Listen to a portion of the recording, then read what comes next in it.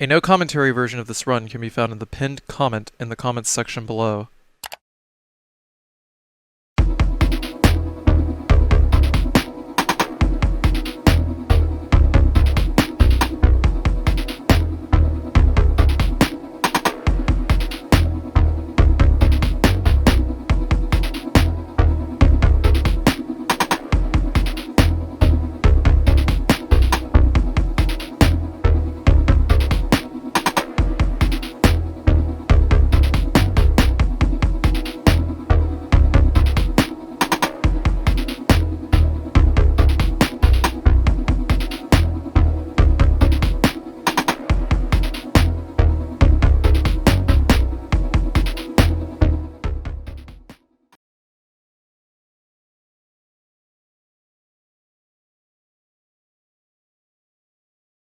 This video is intended as a game walkthrough. It is not a speedrun. All strategies in this video were made for efficiency and success rate. Please watch the entire video and listen carefully to the commentary before trying any of these strategies for yourself.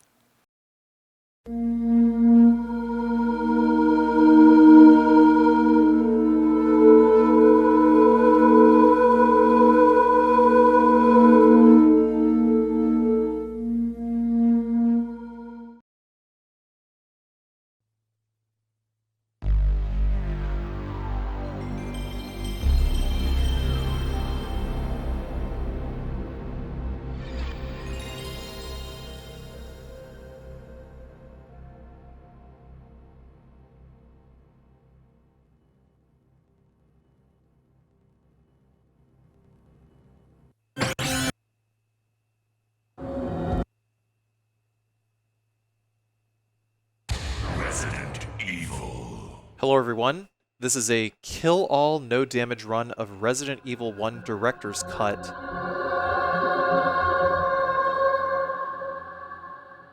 We're playing as Chris.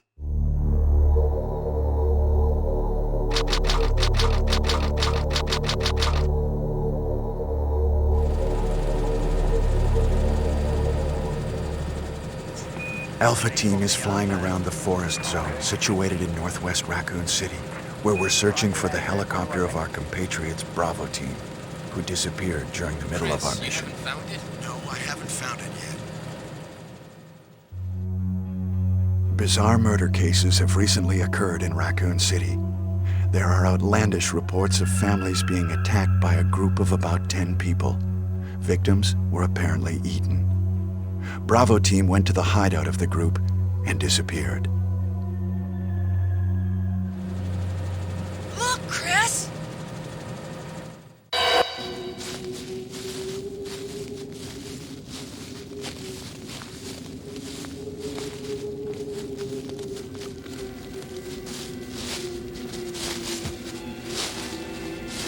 It was Bravo Team's helicopter.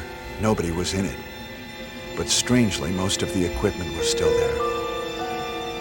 However, we soon discovered why.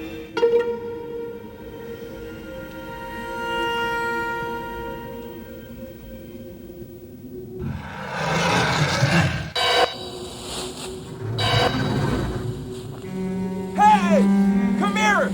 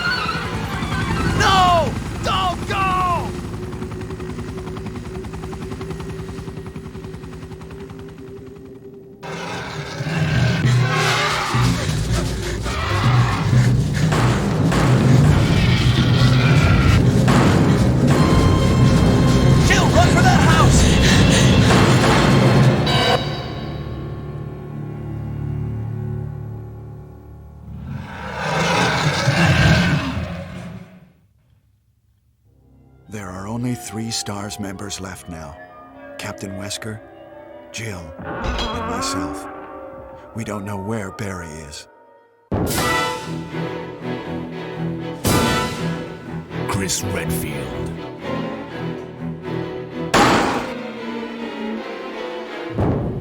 Jill Valentine. Barry Burton.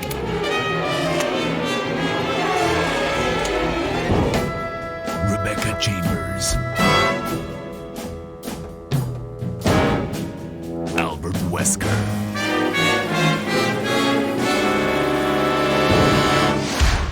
Resident Evil.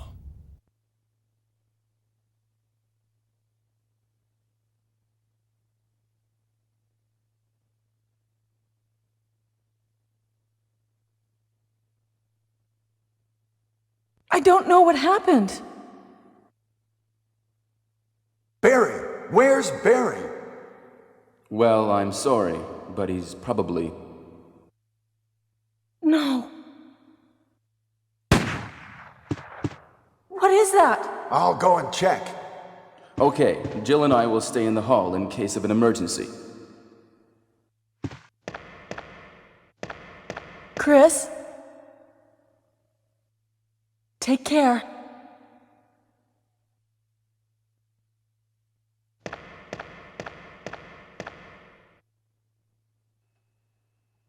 Right. So, first and foremost, why is the music different?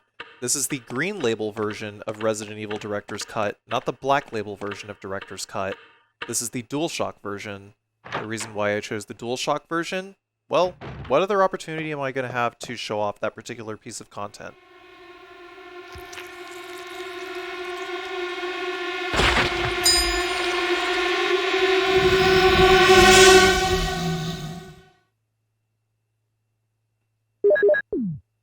Start with, as soon as the zombie gets all the way up, we're going to start slashing him, but first we have to go all the way to his back. If you keep slashing him, there will come a point where you can no longer slash him. Even though your knife is very clearly going through his back, that is because the zombies have to complete a turn before they fall, as you can see.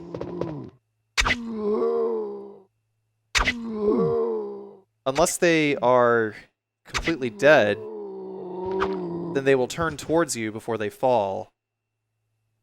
And with the knife, they fall up to 3 times.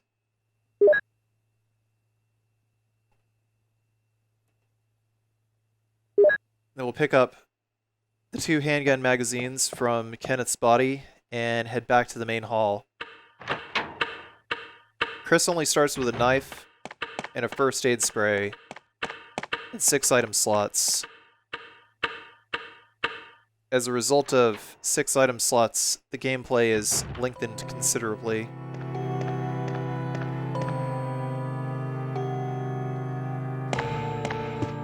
Wesker? Jill?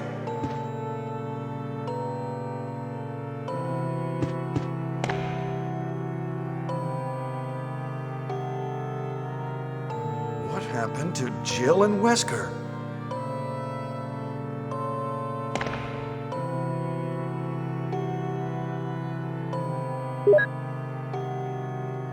The Beretta is also a different color on Arrange mode.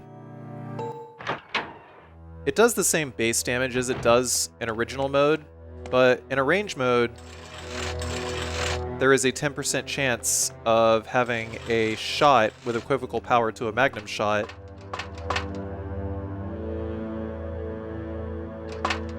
Said 10% crit also allows you to decapitate zombies sometimes. You're going to see that quite a bit. So there's 2 zombies on the floor over here. We can't get around this particular zombie. We have to shoot him. Then we're going to go over this way and just keep knifing this guy. It's going to be the most ammo efficient thing to do. There is enough ammo to kill everything. I mean, I personally use the knife in a lot of places. But I think with the correct ammo budgeting, you could possibly kill everything.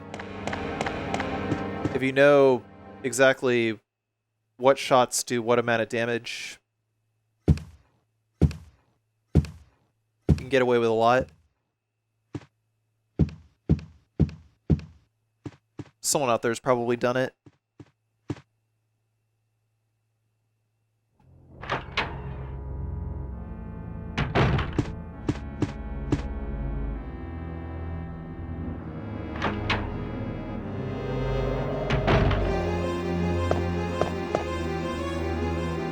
Pick up this handgun magazine here.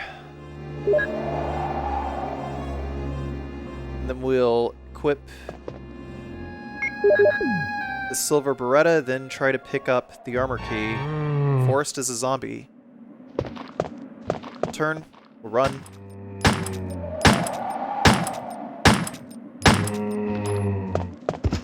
And whenever you hear the moans double up like that, that means the zombie died at the exact same time that it fell. I'm not exactly sure what causes the double moan bug.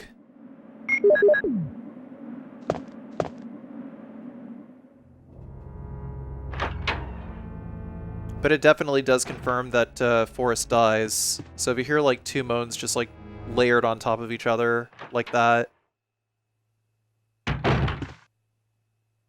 then you can, beyond the shadow of a doubt, say that that zombie has deceased. I almost forgot this small key over here, which is requisite for opening a drawer so that we can get some shotgun shells.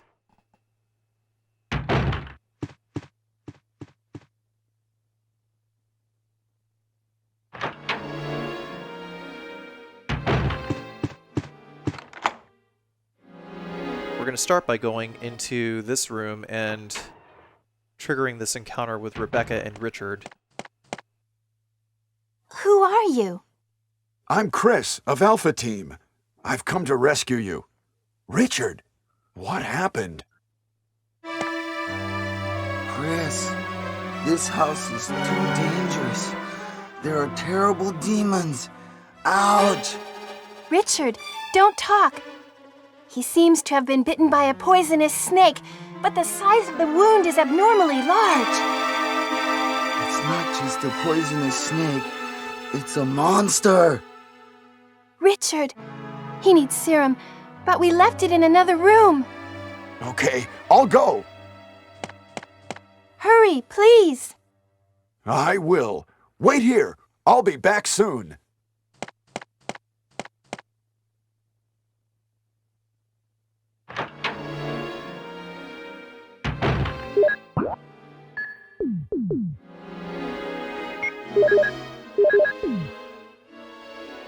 While we're in this particular area over here, as soon as you come out of the door, it is worth noting that the zombie shifts positions over here. As soon as the zombie falls, we're going to get behind it. Fortunately, it took one more slash. The zombie was decided to be a bear trap. Scored a lucky decap over here, and I'm going to use the armor key here once in order to unlock the door. There's 3 zombies in this hallway. And once we kill all of them, we're good for the time being.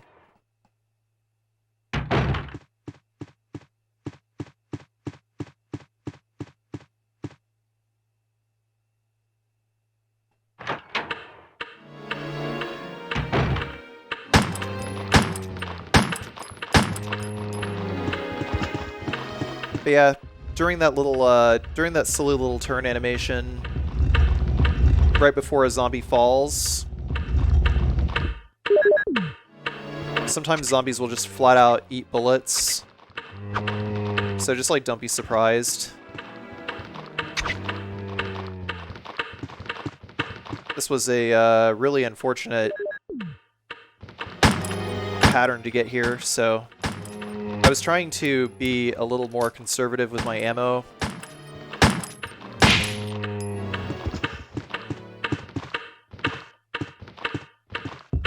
By just like knifing them from behind the statue. But none such thing.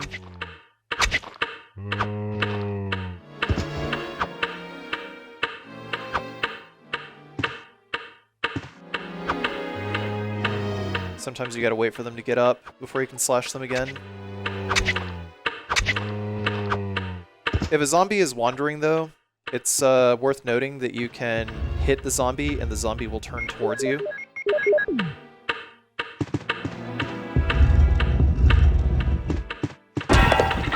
For some reason, hitting a zombie tends to make it stop wandering around. So if you want to keep a zombie hung up on something, that is the best way to do it, is to just hit it and get its attention. I did score a lot of decaps here, though. What I was trying to do was I was trying to monitor this particular zombie, doing what I just said. Was I wanted that zombie to come towards my particular direction, so if I caught him like wandering off, then I'd have to shoot him in order to get him over that way, because I can slash him through the banister. And of course I was really impatient. Once you see that blood pool, you can confirm that the zombie is dead.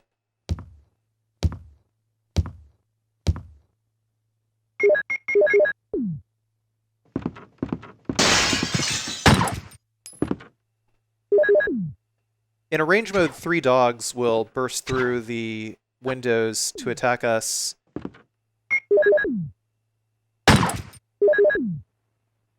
If you knock a dog down and you're close to it, then you can run up to it and slash it with the knife. For this particular dog, what I like to do is I like to back into its trigger over here, and then I run over to this corner and equip the Beretta and shoot it to knock it back. You have to wait for the dog to get back up and get into a crouch before you can attack it again. In Resident Evil 2, you can loop the dogs a lot faster, but pretty much every enemy has invincibility frames on recovery in this game. So you have to learn their recovery animations in order to be able to not miss bullets.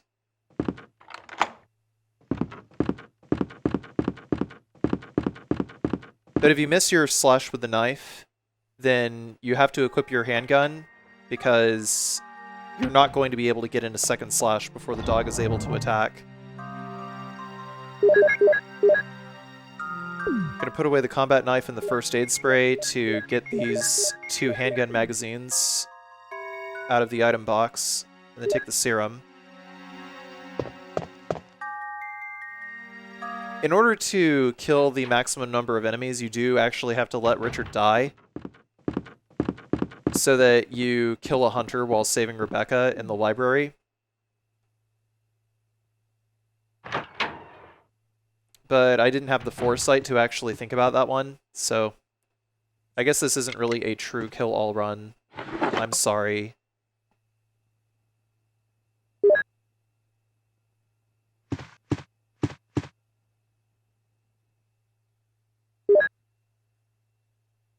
We'll use the small key to get the shotgun shells. We'll take the Colt Python, which we get in the first run-through of the mansion, and also the other handgun magazine right here. For now, I'm going to avoid shooting these zombies. There's 3 of them in this hallway. I will come back and kill them later once I have a shotgun, because it's just a waste of handgun bullets. Applying the right bullets in the right places is how you conserve ammo correctly. You might be under the impression that using the handgun becomes less useful over the course of the game, but you'd be surprised how useful the handgun actually really is for sticking and moving.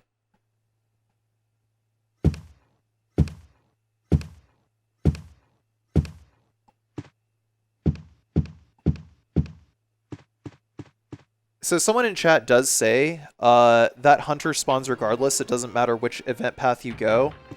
That hunter will spawn later, but it will despawn 2 other hunters. Here's the serum. Is he all right?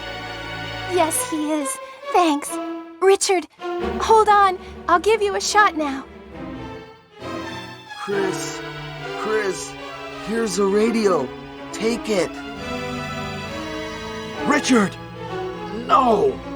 Richard! Rebecca, be careful.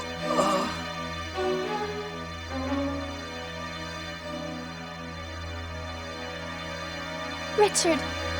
Richard! Are you... Rebecca, it's very dangerous out here. Will you come with me? I'd like to stay here a little bit longer. Okay, Rebecca. Can you use a gun? I'll look for the others. Protect yourself. Chris, be careful, please.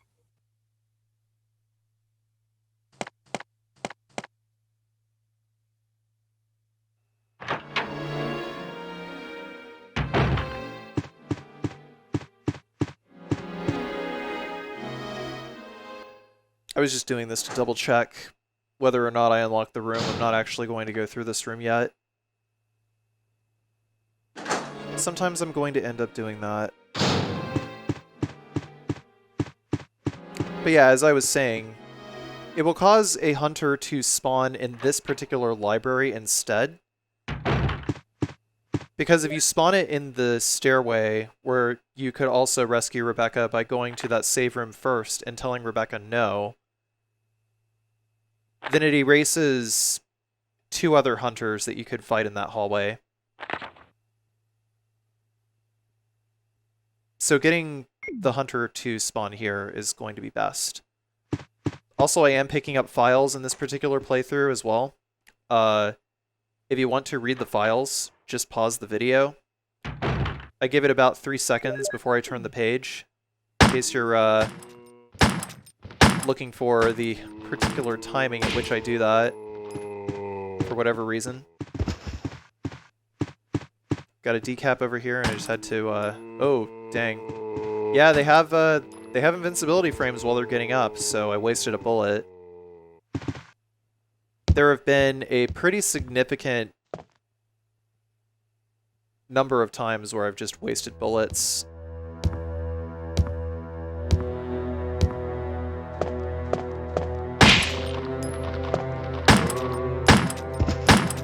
Just on zombie recovery like that.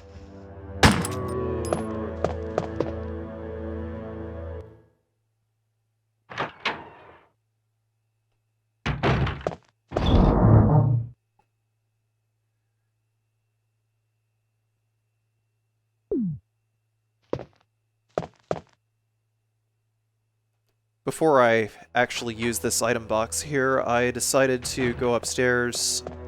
I forgot exactly why I came down here first. To kill those enemies.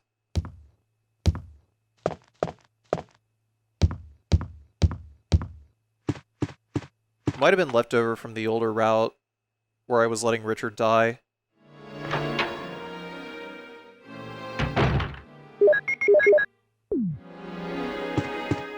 So for this particular room, one of these zombies moves particularly fast, so we gotta make sure that we take him down first. He takes fewer bullets to drop than the other one, so I ran up to the corner and I just shot the one that was on the right side of the screen first. Well, off screen on the right side, respective to where it would be if it was coming in off camera.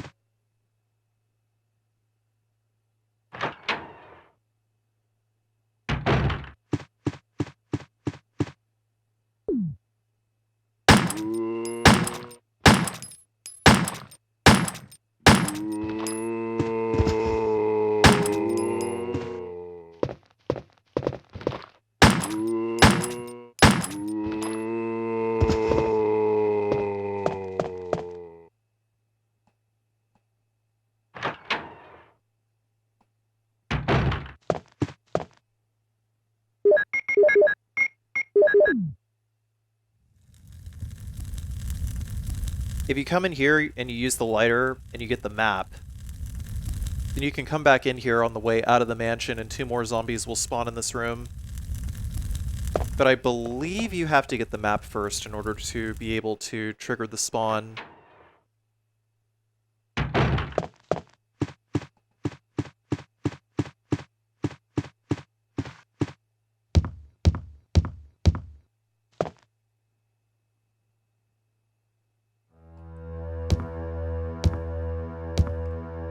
So, fun statistic from Matt DeRock.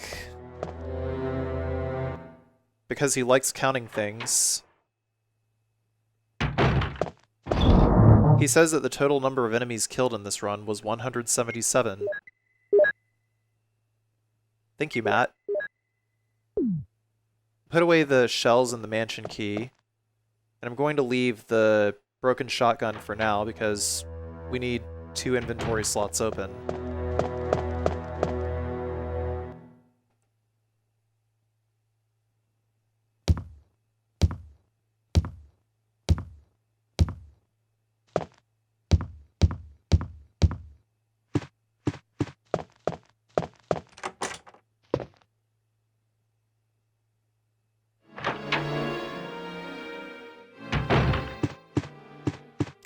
Next, we're going to go past Richard to the room outside of the Yawn boss room.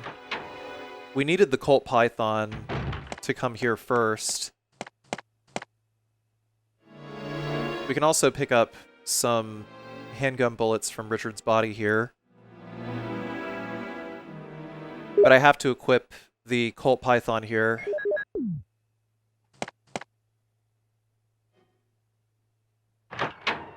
And use it to decapitate both of these zombies. Well, decapitate one zombie. But I got lucky and decapitated another zombie with a handgun, so kind of evened itself out, right?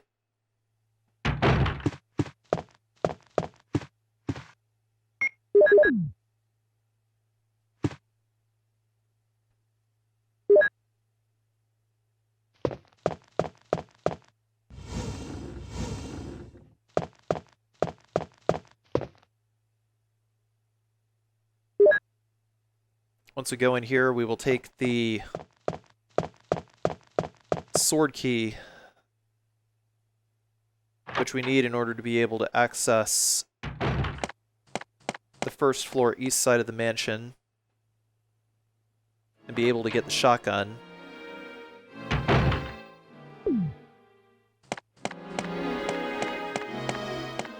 So regardless of anything, Chris absolutely has to explore the second floor east side of the mansion in order to even be able to get the sword key, because it doesn't just show up in the infirmary like it does in original mode.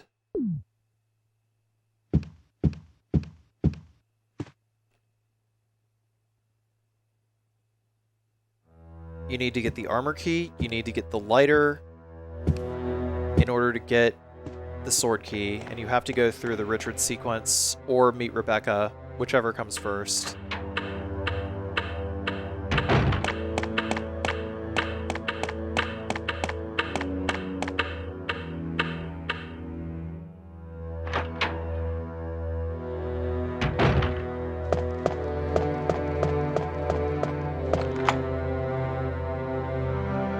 Before we explore the first floor east side of the mansion, though, we're going to start by unlocking the door to the piano room here.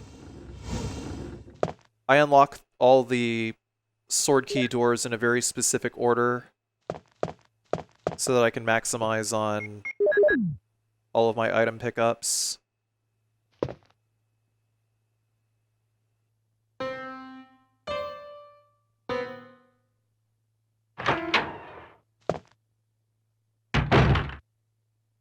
It's me, Chris. Are you all right? Yes, I have decided not to grieve any longer.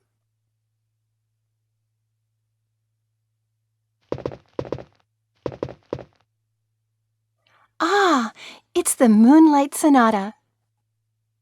Can you play?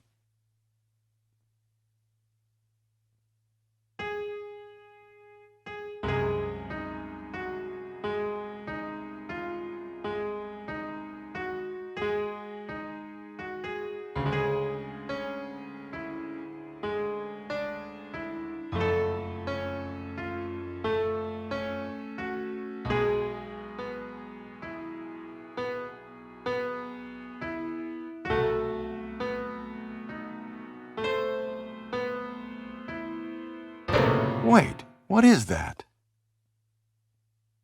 My interpretation is off a little. Chris, may I practice for a while? See? Just relax and play. All right.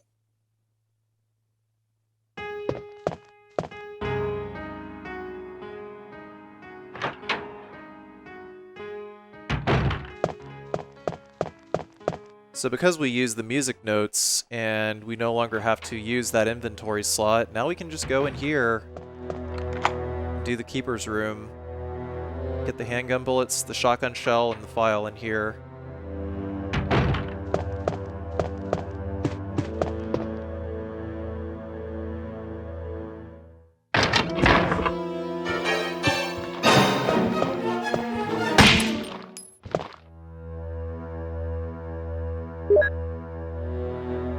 The handgun is very, very efficient at killing zombies in a range mode, as you can see.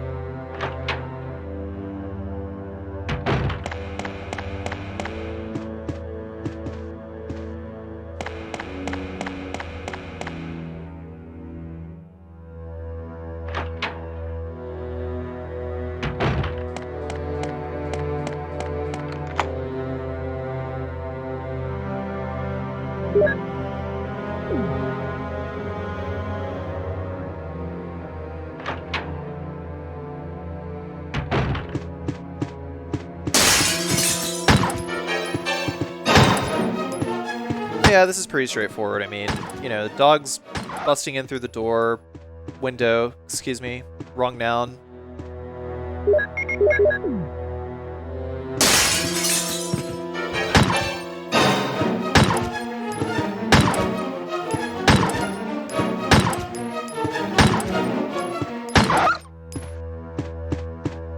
Dogs can be looped in the middle of recovery with the handgun, as long as you were shooting down.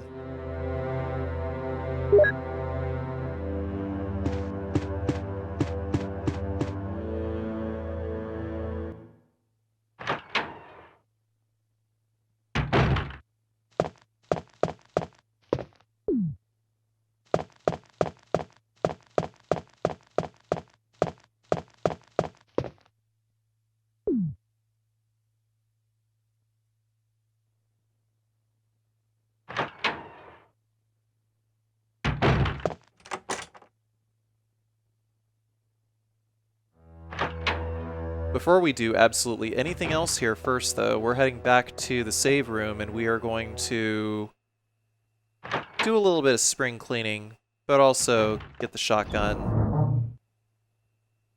For the time being, because we don't actually need the handgun for much anything, well, we'll still hold on to the handgun, I suppose.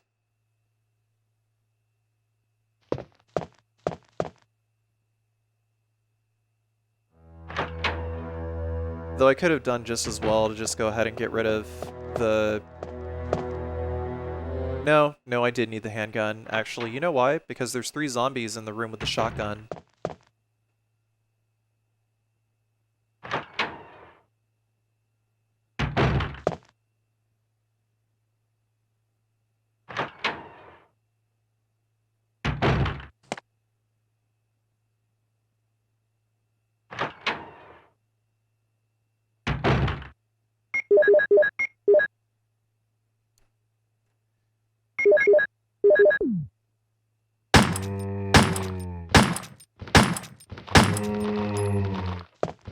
Doubled up moans, except he didn't die.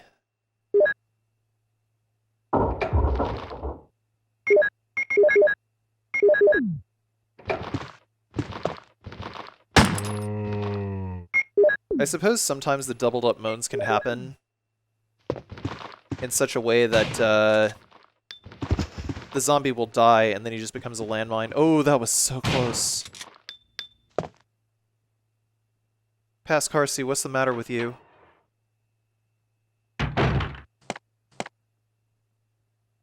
But from this point on, you don't actually need the handgun until leaving the mansion.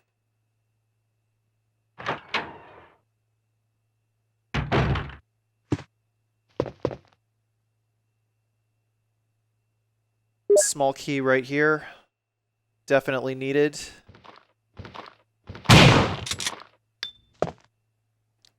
Because the shotgun kills zombies in one shot, guaranteed, that is going to be our recommended weapon for the rest of the mansion. Especially because anything else that actually kills,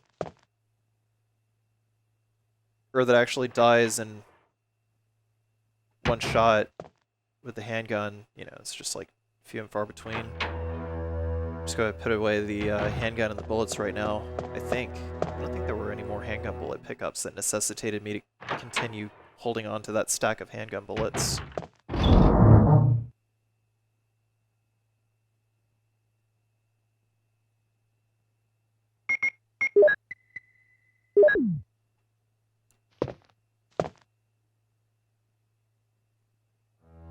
But you know what? This might have actually been a past Carcy moment.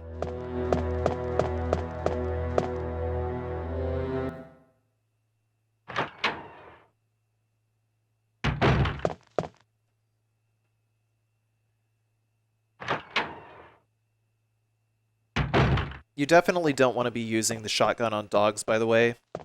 The handgun is going to be more efficient for your ammo economy in the long run because it takes, like, I don't know, 3, 4 shotgun shells sometimes to kill dogs.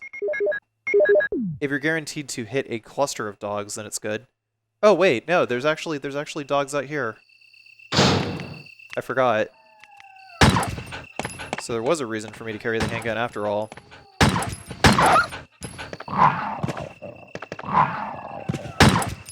Man, future Carcy just so overeager to call past Carcy on his shit.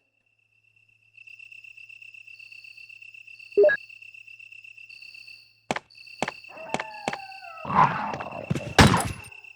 gotta wait for that dog to hit the ground before you can actually start shooting him.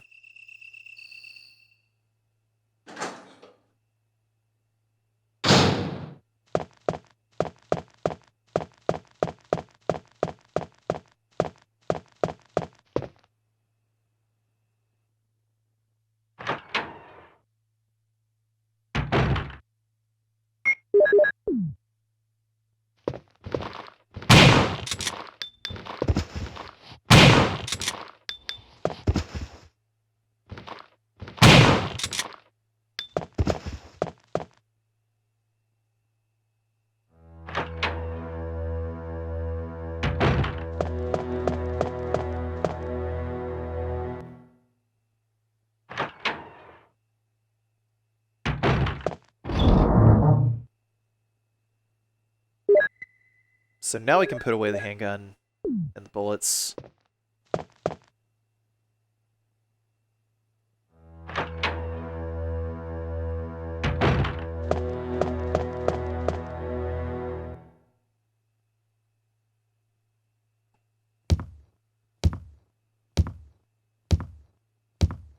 Then we gotta go to the statue gas puzzle in order to get the wooden emblem so that we can get the gold emblem.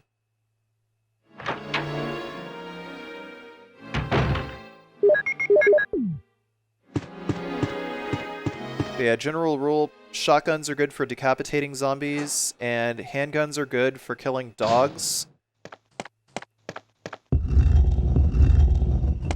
And for mopping up the remaining damage points on hunters and chimeras. I also tend to use the handgun on spiders whenever I can, if I can juke their hitboxes.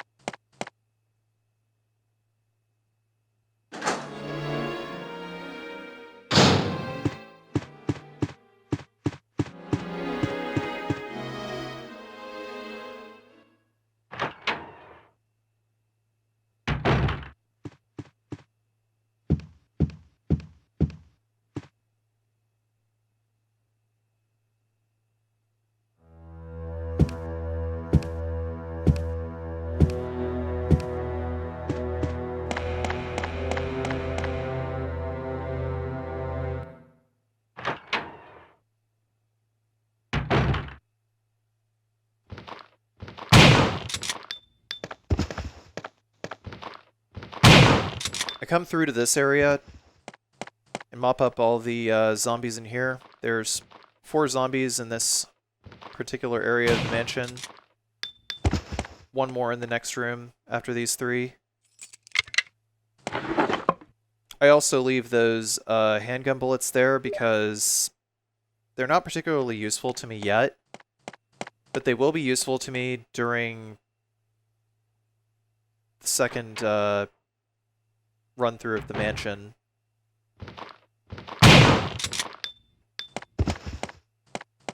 Because more often than not, hunters do not die in 1 magnum shot, so sometimes you have to finish them off with a handgun.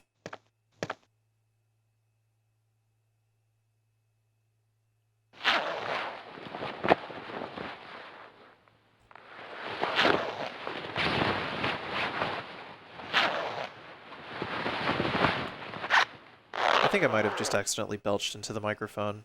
I'm sorry.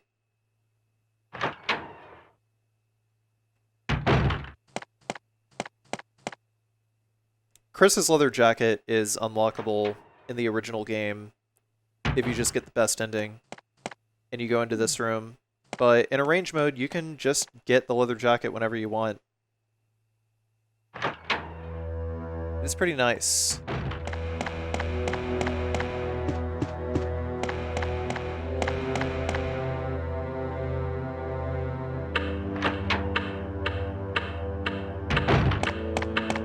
It has that sick little Made in Heaven design that Claire's got on the back of her biker vest.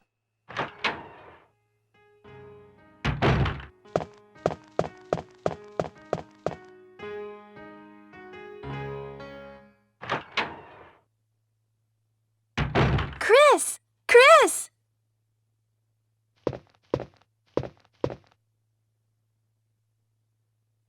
You like it?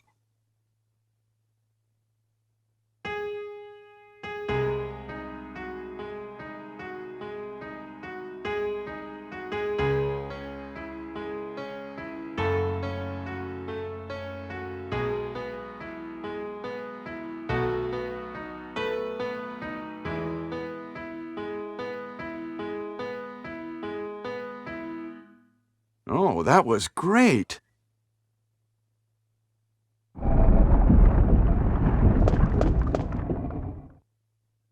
What is that?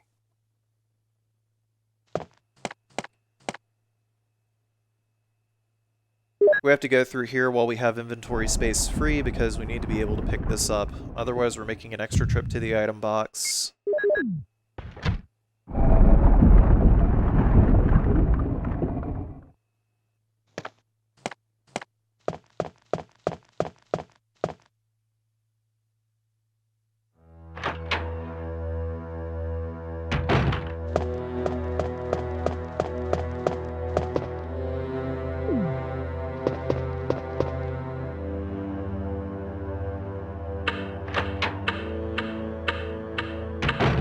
Before we can go back to the F-shaped hallway, we have to use the gold emblem here in order to get the blue jewel.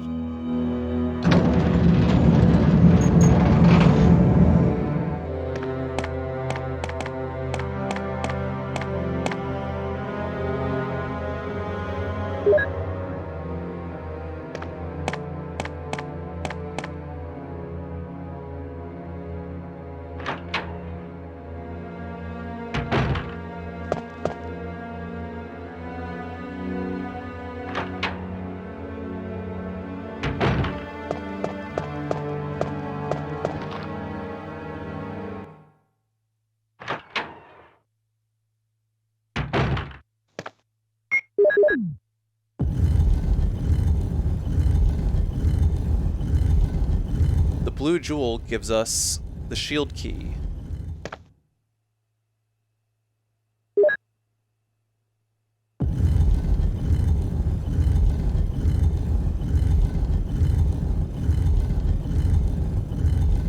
The shield key gets us to the room where we fight Yawn.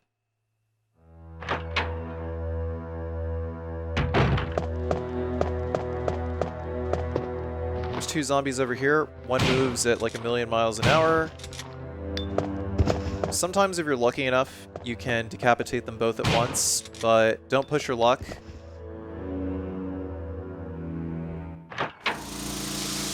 Just commit to wasting that shotgun shell. You just get to use one less if you are lucky enough to decapitate them with that first shot.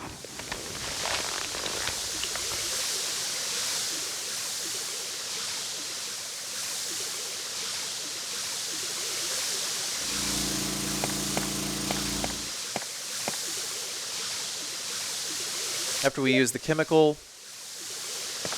let's kill this plant. Got the crest.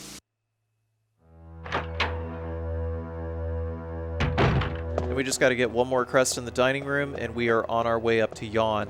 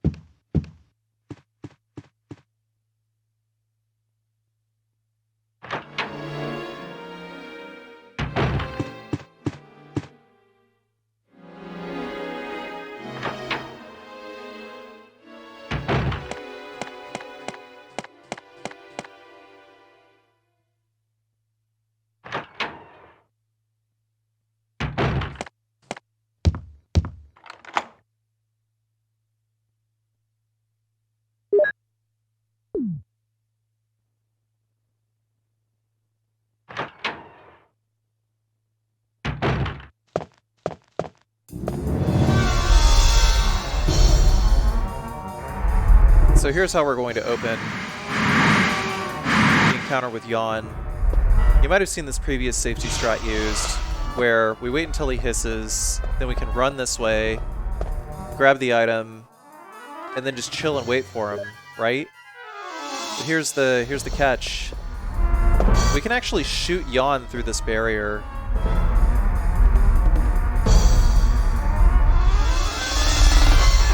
So I'm just gonna stand right here, shoot him 4 times, reload, and then as soon as he comes in through the opening there is the best time to run through, basically just like run right past him, because at that point his pathing forces him to commit through that opening. Otherwise he will just glitch out. So if you take advantage of that window, then you can get out of that corner really easily. It was a trick that I learned from a Japanese runner a really, really long time ago. I think it was maybe 2007, 2008.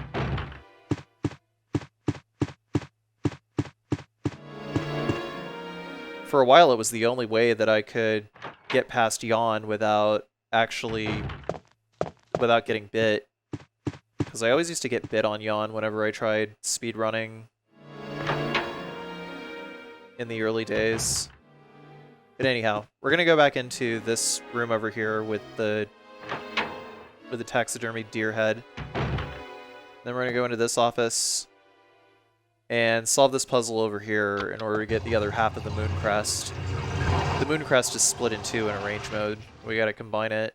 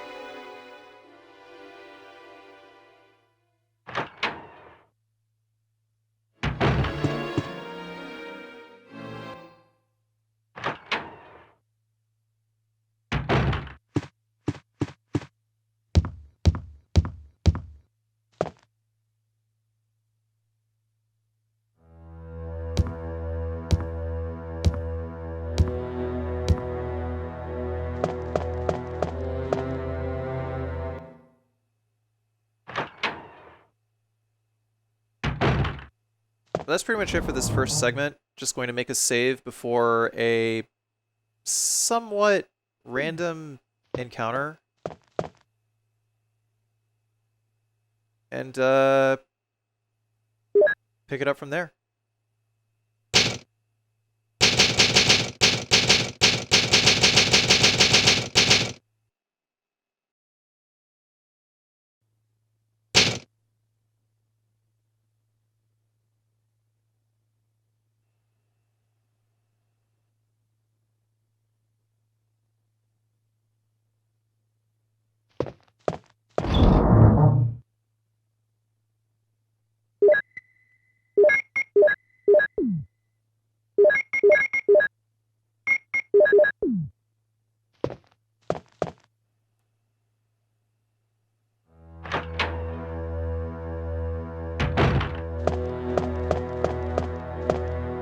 So first up, going to put away the ink ribbon, going to put away the shotgun shells, get the handgun and the handgun bullets.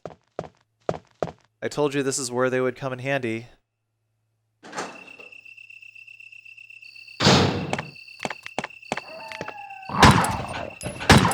There's two dogs over here.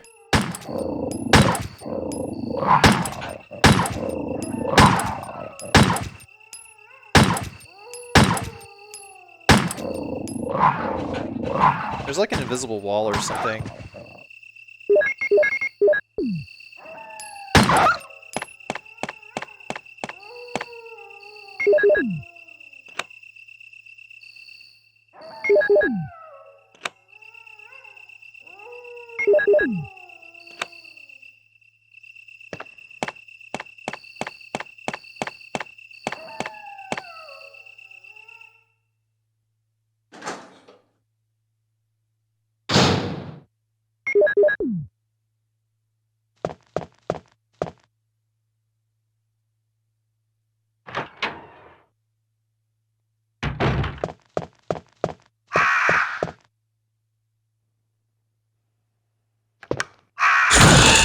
We'll start by blasting these crows after hitting the switch for the newborn, and then we'll stand over here, and that will generally group these crows on the floor over here, allowing us to aim down and just shoot and kill them. Once that's done, we can solve the rest of the puzzle. And it goes picture of a newborn, picture of an infant, picture of a lively boy, picture of a young man, and round the corner here and go to the picture of the tired middle-aged man, and then a picture of a bold-looking old man, and then that'll give us the last crest. Then we can go to the courtyard.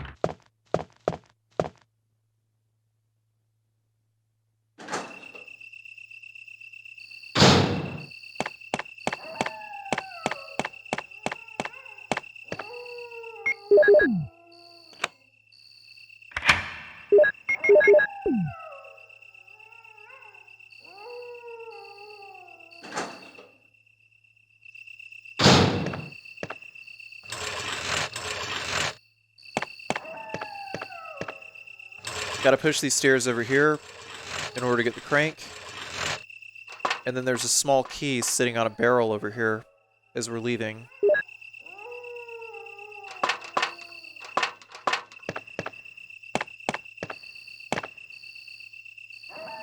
Which I have a habit of almost forgetting. Quite a lot, actually. Either way.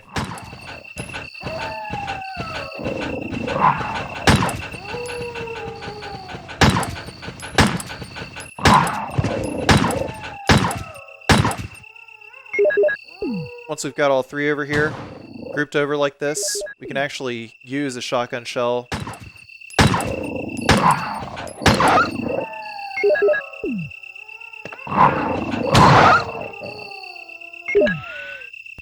is Brad. Stars Alpha Team. Please respond. What the hell? Is nobody out there? This is Chris. This is Brad. Stars Alpha Team. Bravo Team. It doesn't matter. Anybody, answer me. This is Brad. Damn, it's broken.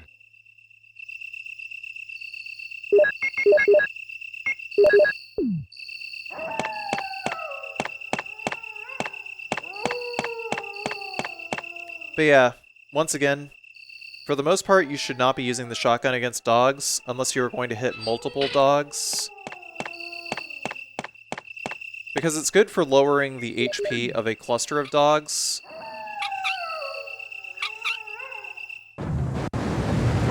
But as far as like killing individual dogs, it's no good. Do not recommend.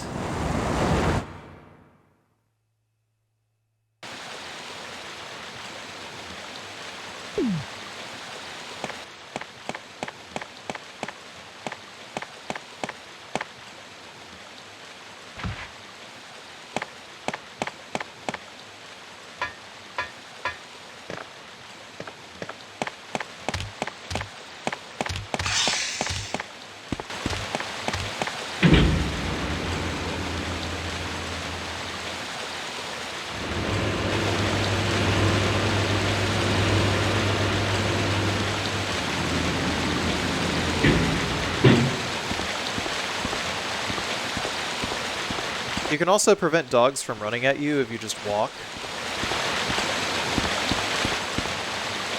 If they're within a specific range and you run, then they will start running after you. And they all just aggro all at once.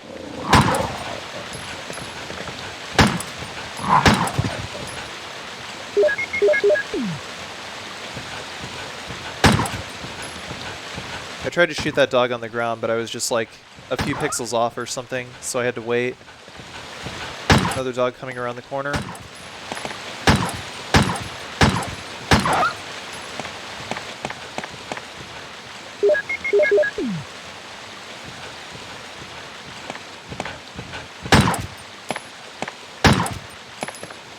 3 total dogs in this area.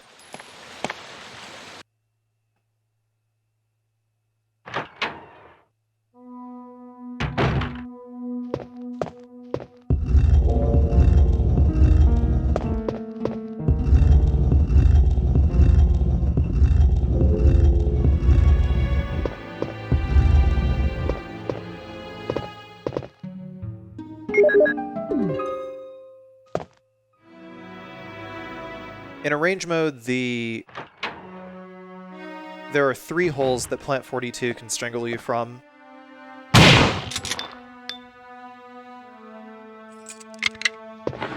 So we pretty much have to keep moving the statue over all of the holes.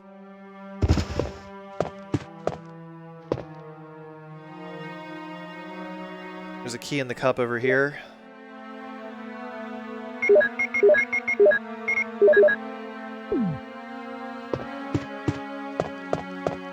There's also absolutely nothing in that room to the right, so don't even bother. There's no small keys, there's no ammo, there's just a tub that you can drain. No enemies either, it's just not worth it. I think there's a very, very rare chance that the tentacle can reach out and that a tentacle can reach out of that hole and strangle you there.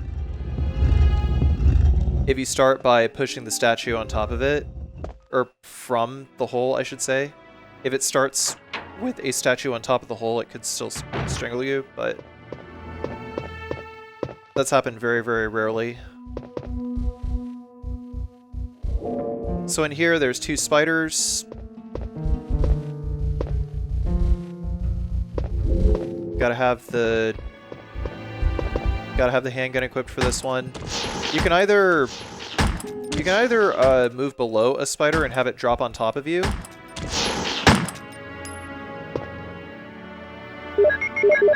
Or you can shoot the spider from the ceiling, but I don't think shooting the spider from the ceiling does any damage to it. Gotta be careful not to rupture the egg sac of the other spider, because if we do, then baby spiders will spawn. But sometimes if you crit, then yeah, you'll spawn more baby spiders. Like the egg sac will just rupture regardless. I'm gonna get the red book on the way out.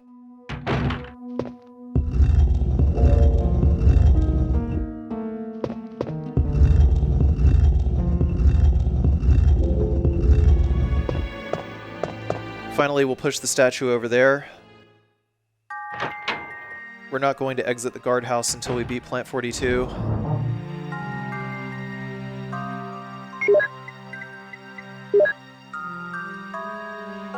Get the shotgun shells from the item box.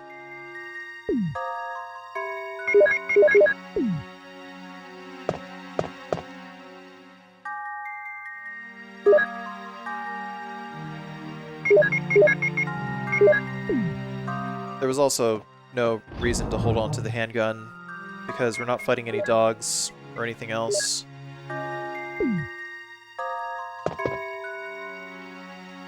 Why did I have the handgun here? Maybe it was for the sharks after Plant 42.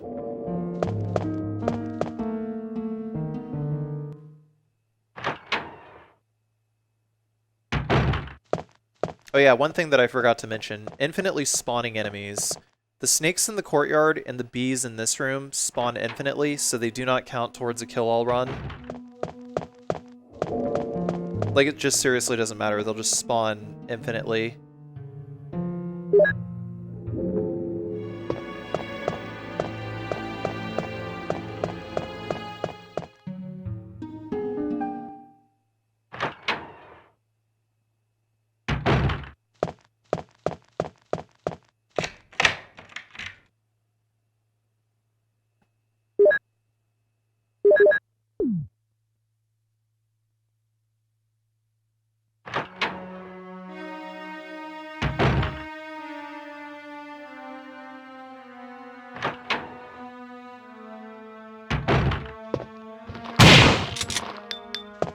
Two zombies in here. Just take a quick step towards the one closest to the sink because it has to spin around all the way.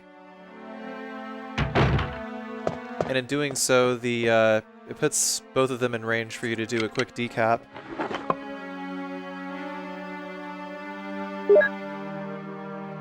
And we use a small key in order to get the other shotgun shells there.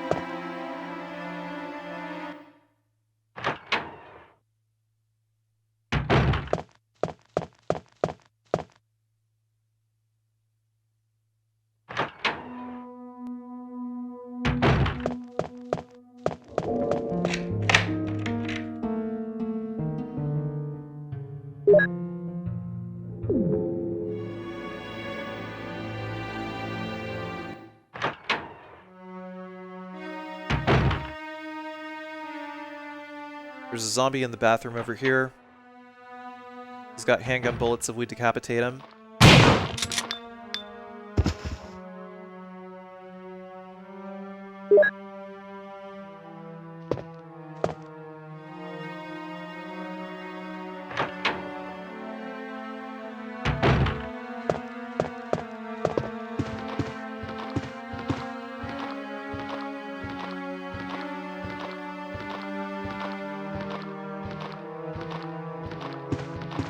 Yeah, the zombie's just straight up stuck over there, so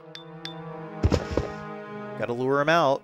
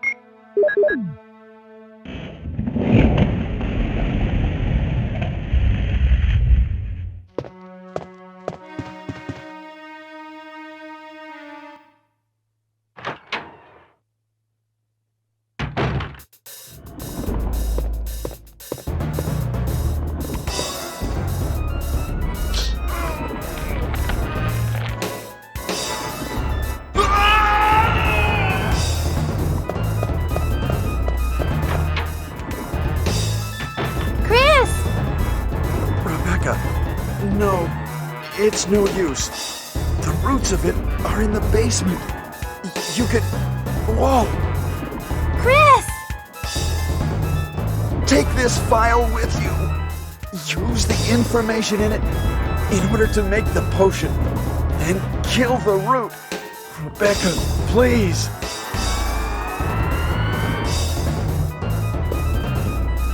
Chris! Don't die!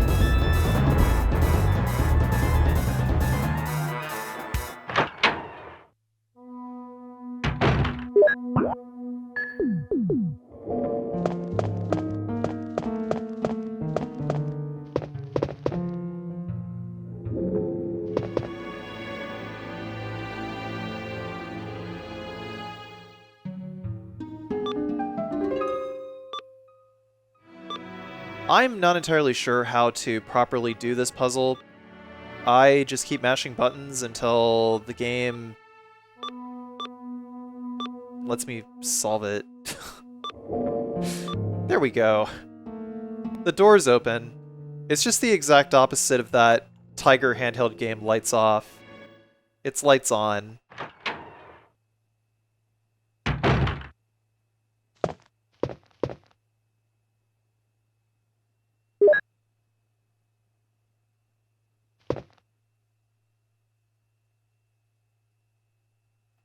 The solution, by the way, is on the wall. You just have to add all the way up to 16 in a very specific way. Like, the scratchings on the wall just tell you, like, what chemicals are which. It's not a hard puzzle at all. So I filled a bottle with 2, I filled a bottle with 4. Filled another bottle with 4.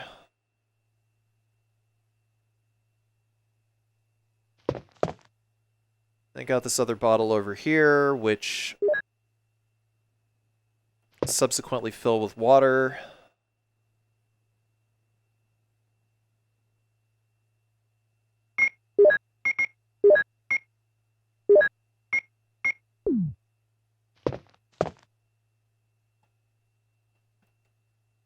Get another UMB2 over here.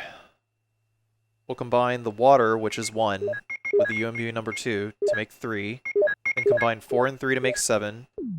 We combine 7 and 6 to make 13. But we also have to mix another UMB number 3.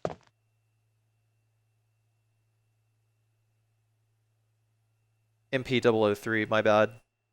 Whatever. It's 3. Water is 1, UMB number 2. Then we got it number 3. Combine 7 and 6 to make 13, and 13 and 3, and you got V-Jolt.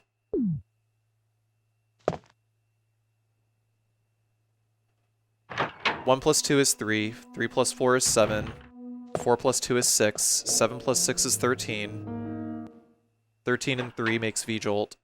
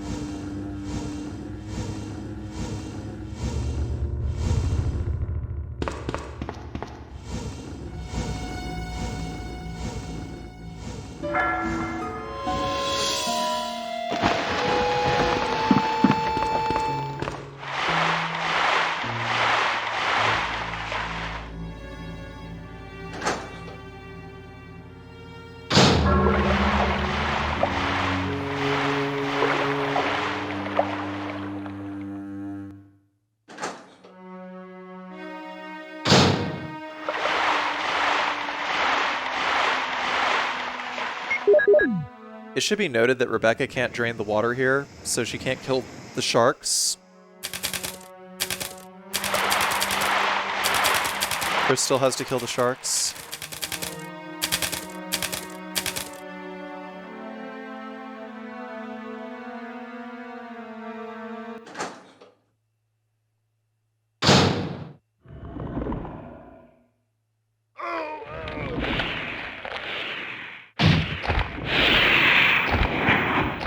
Upon using the V-Jolt, Plant 42 will drop 3 tentacles, and you have 1 less phase that you actually have to fight it in.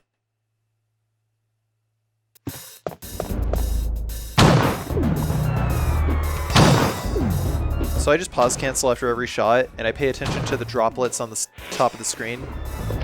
If you see like a bunch of rapidly dropping droplets, then you're probably going to get hit with some acid or something. Or like plaster, I don't know what that is. Plant 42's piss droplets.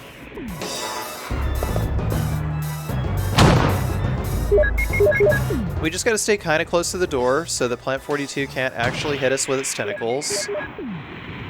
And then just keep aiming up and pause and unpause whenever you see some droplets and just move out of the way. Use the opportunity to shoot, and eventually Plant 42 will die. Oh! I can't believe it! Are you okay? Yeah, so much for him. We got to the root of the problem. Saved again. I just... Really, thank you. You'd do the same for me, wouldn't you? I guarantee it. Well, I think I can make another potion. I'll go back to the pharmaceutical room I found a little while ago.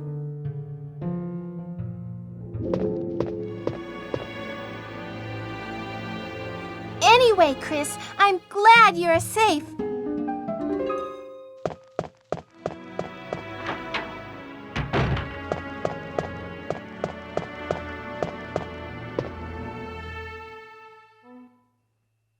I just go in here for some extra dialogue. This room is fully equipped with medical supplies. I can treat you, except for your major injury. Would you like me to? Yes, please do something for me, temporarily.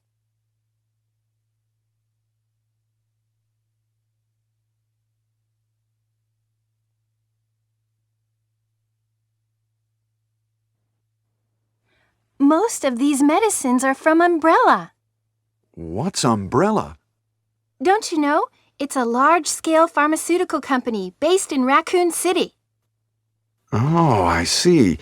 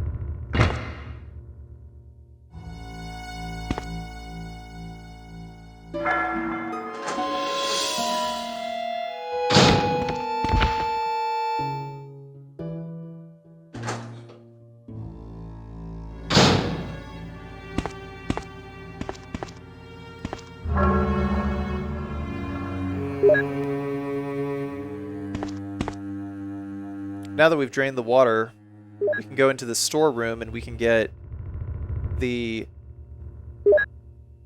helmet key, 2 boxes of shotgun shells, and 2 stacks of handgun bullets.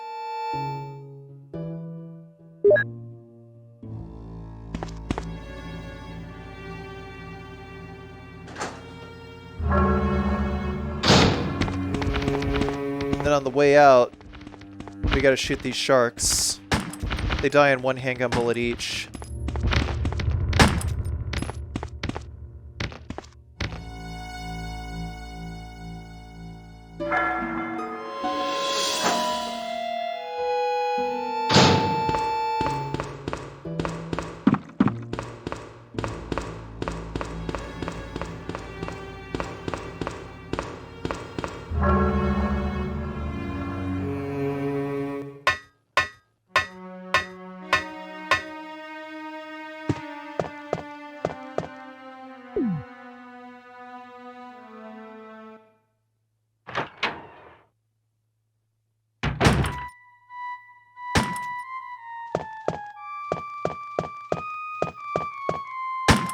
Wesker! Chris, you're alive. My words exactly. Where's Jill? Aren't you with Jill? I'm sorry. We were attacked by a strange monster. I lost track of her while we were scouting around. I hope she's okay. I see. Well, it's not your fault. This place is crazy. If we stay here, all of us will end up dead. What should we do, Wesker? We have to complete this mission. Whether we escape or stay and look for Jill, we don't have many bullets left, and we can't even protect ourselves. We're still in trouble. Chris, there are a lot of locked rooms in that house. Check them out one more time. There must be a place to hide safely. I'll look around the house a little more. Okay. Let's get going.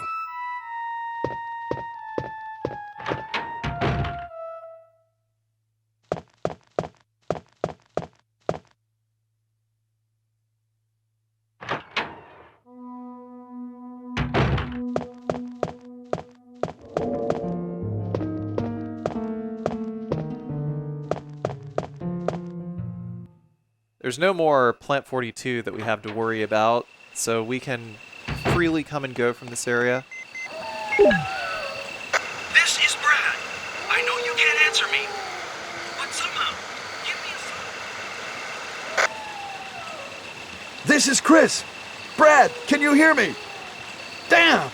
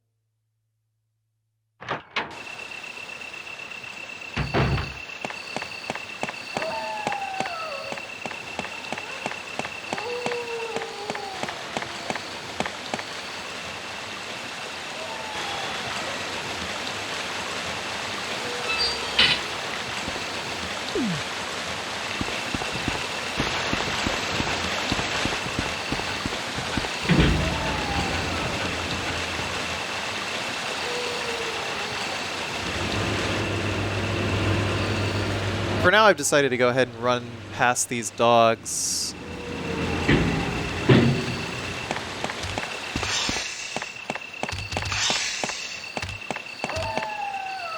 Because I wanted to save ammo, or rather optimize my ammo usage for the now repopulated mansion.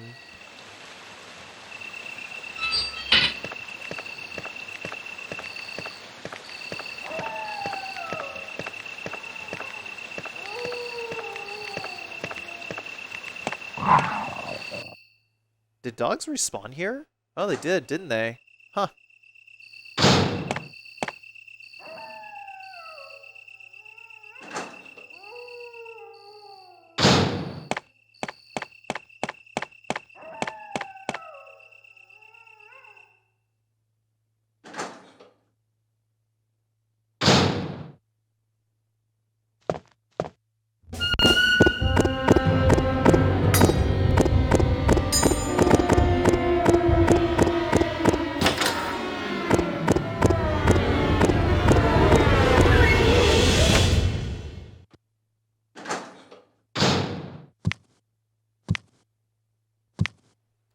once we've spawned in our first hunter, we're going to open with a magnum shot. It's generally the best way to do it, is to start with a magnum shot, then do shotgun, then do handgun. If the magnum shot doesn't kill it, fire a shotgun shot. If that shotgun shot doesn't kill it, fire off a handgun shot.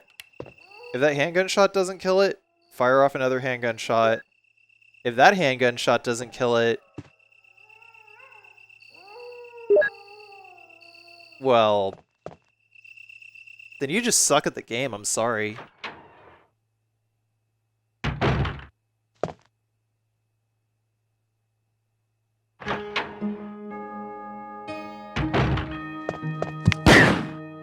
I start by hugging the wall here in order to get an angle on that hunter, but yeah, he survived the shotgun, so use the magnum to knock his buddy back. Handgun kills him. The catch with hunters, though, is that they have to be not facing you whenever you shoot them. That way you can avoid them jumping in the air and dodging your shots.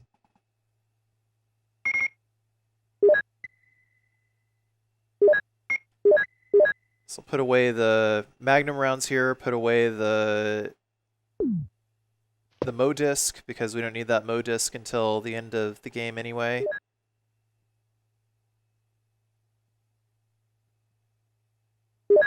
Take these handgun bullets here.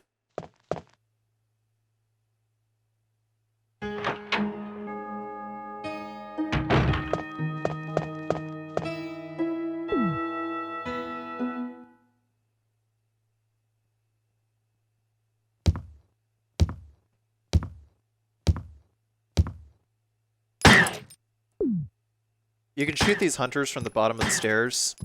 They won't follow you down the stairs. It's pretty nice.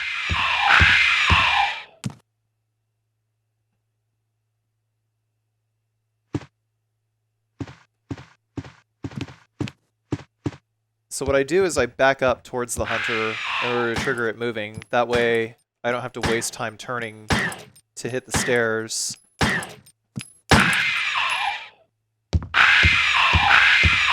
If I haven't pre-turned already, then that hunter is going to get me.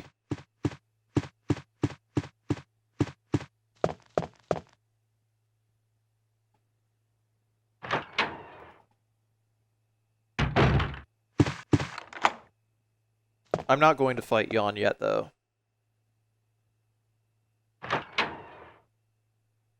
In the US version, Yawn has a lot more HP, especially on arrange mode, so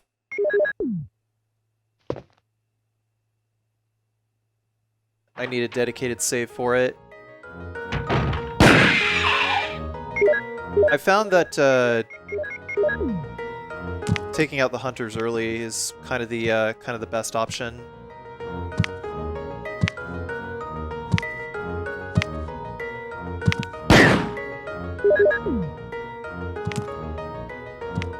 Once you do that tactical roll, as long as we are hugging the interior wall, then they can't actually hit us with the jump attack whenever we're trying to aim around the corner. Jump attack, there's usually about a 50-50 chance that they'll do it whenever they raise their weapon, but sometimes it'll be like a stupid delay or something. Basically, you just have to guess when the hunter is going to jump. Otherwise, you have to take advantage of level geometry in order to be able to hit hunters at all. But there are some rooms where hunters will just flat up not jump.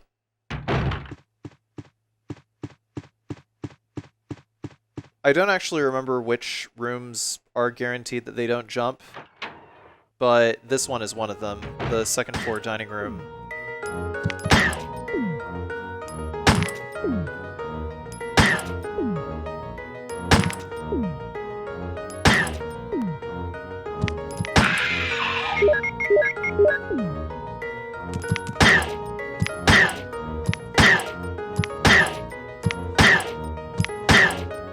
raising and lowering your handgun is actually about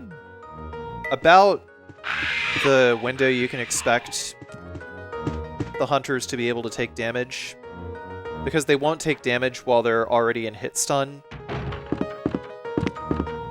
Hunters can jump in this room, but again, as long as they're not directly facing you, or within like 45 degrees of facing you, they won't jump. So if you tag them at the side, they won't jump to like dodge the bullets.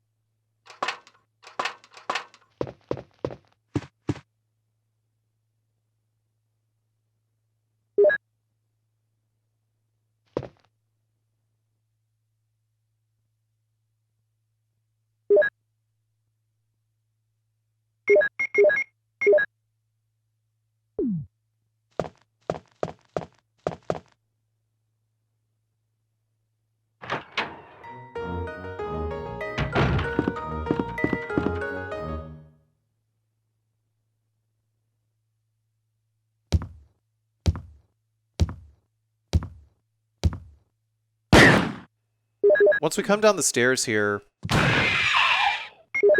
that hunter over there will be facing away from us. Same with this hunter over here.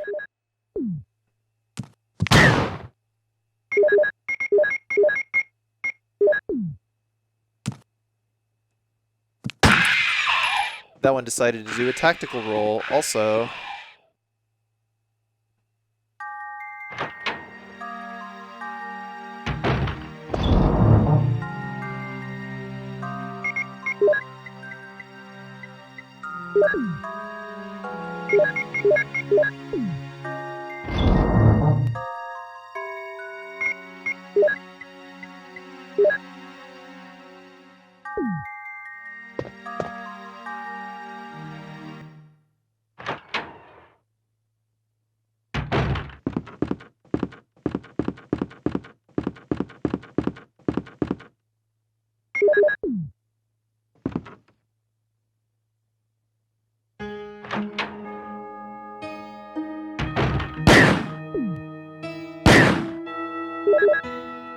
So we gotta pause cancel in between these two shots before these hunters become active, right?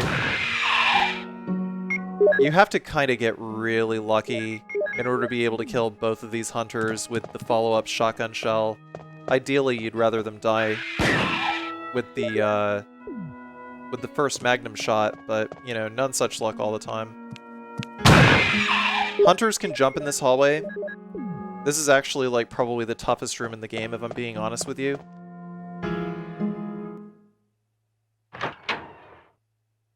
Or I should say the most luck-dependent room in the game, because that's basically what hunters are, is they're just completely luck-dependent based on whether they decide to die or not.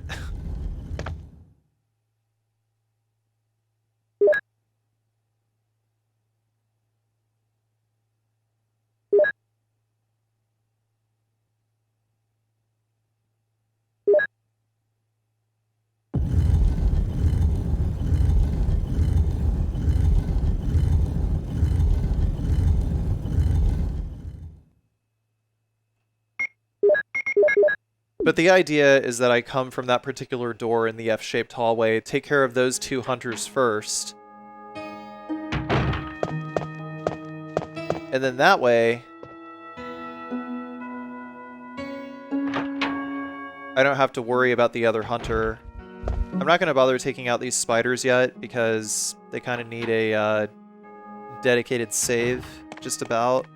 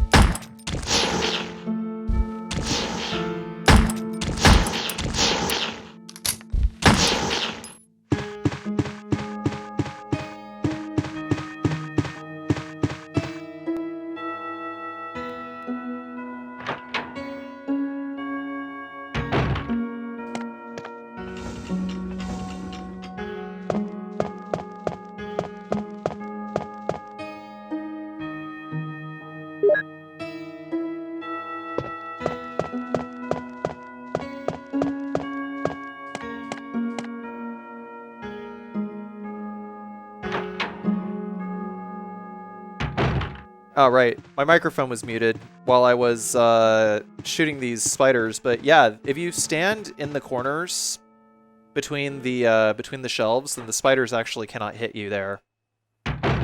So as long as you time it correctly, they'll never hit you.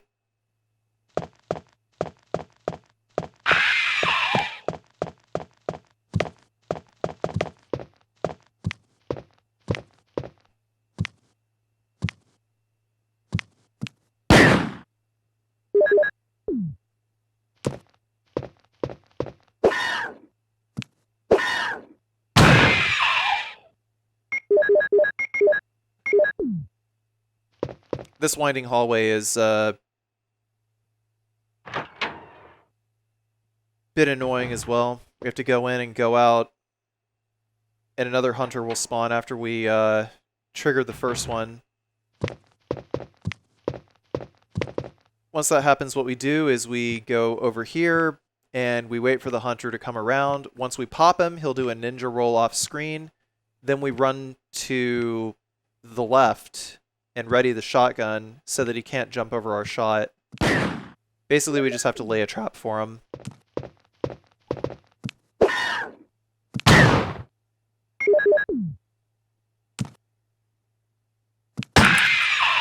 But of course, he didn't die after the shotgun shell.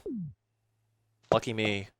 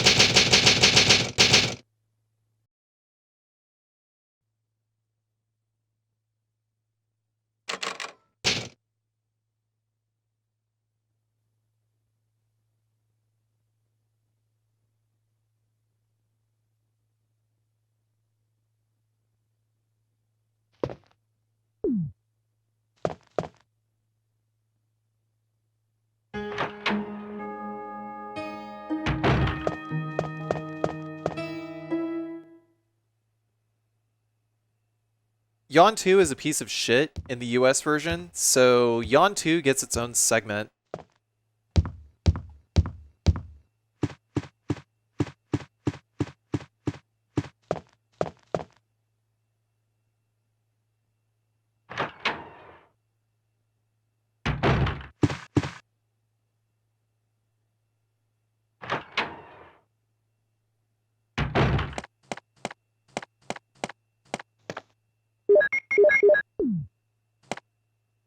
Gotta use the shotgun for this fight. Don't use the Colt Python. It takes just as many bullets.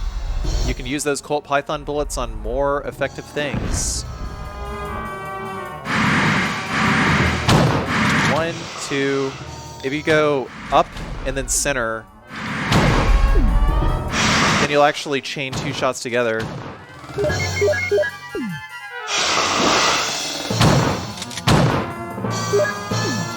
So it's a little quick shot strat, and just got to be ready to be dodging quite literally after that second shot connects. I was actually practicing to a point where I was able to get the fight pretty consistently, but did I want to go over this fight every single time while also doing a bunch of hunters and the spiders in that hallway as well? No. Fuck that. I'm going back, and I'm saving. I'm making another segment.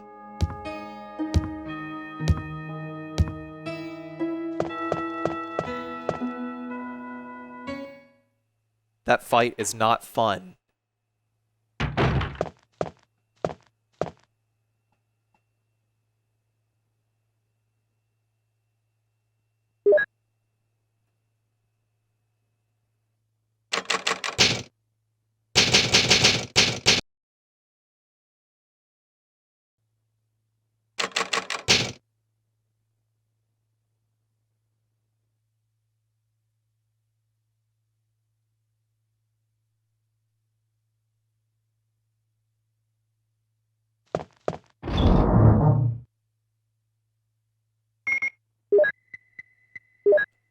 So upon reloading, just going to put the singular ink ribbon in the chest. And then going to arrange inventory in a very specific manner.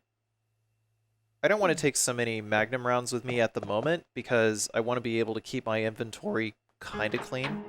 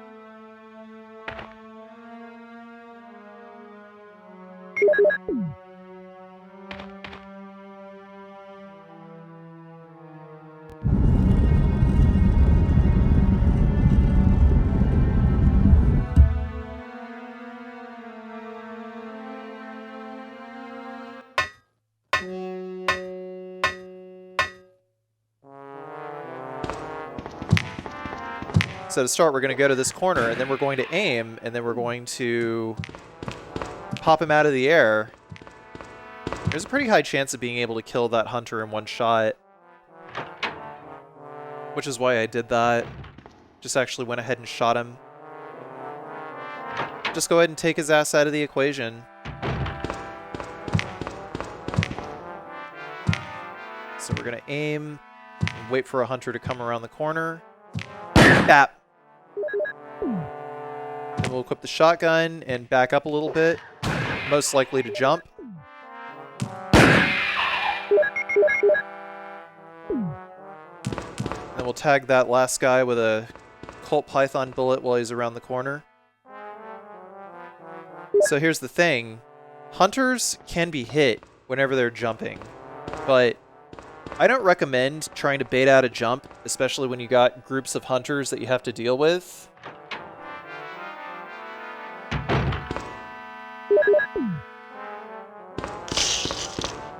It's always best to try to separate them and take them out one at a time.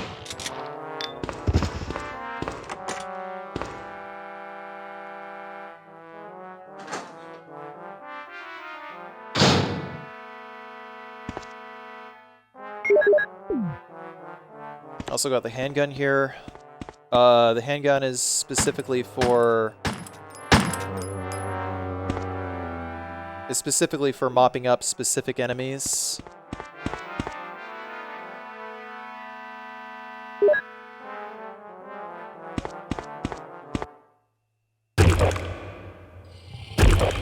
This zombie coming down the stairs here, if you fight him the second he comes in the room, then he takes like 3 Colt Python bullets to kill.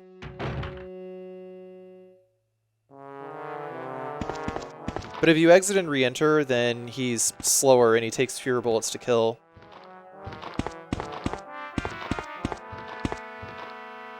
I usually like to exit and re-enter through this door.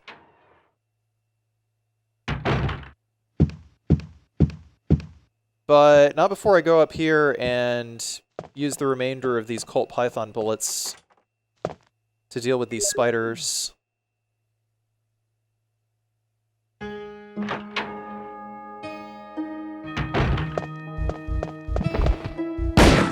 So I try to make sure that he'll land behind me, or that he'll land facing the opposite direction from me. Then I gotta exit and re-enter in order to despawn the baby spiders, which came from the egg sac, because I blew them up.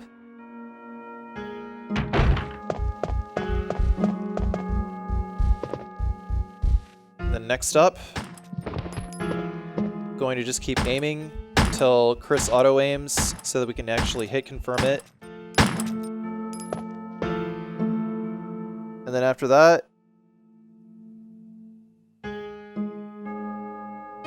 just keep laying into it with handgun bullets until it's done.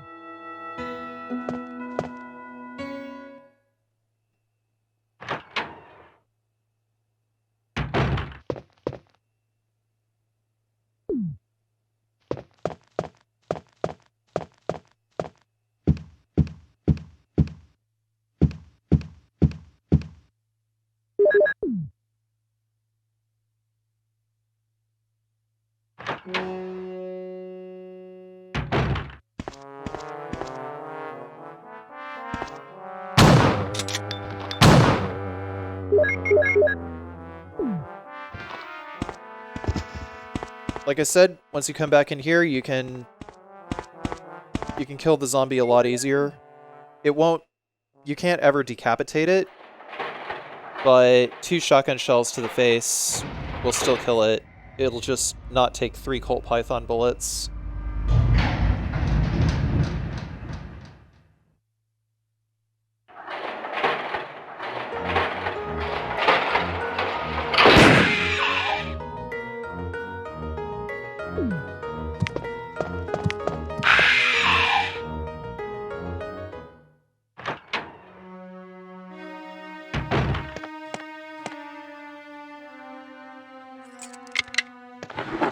I didn't kill that other hunter yet, because I was out of magnum rounds.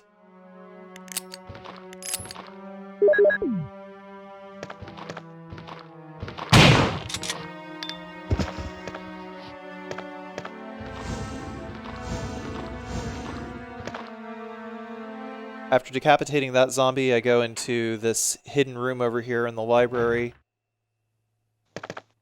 There's some handgun bullets over here.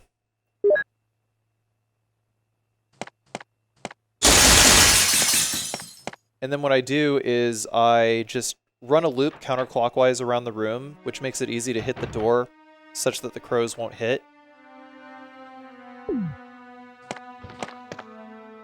If you try to go clockwise, it'll be harder to exit the room. Just trust me on this one.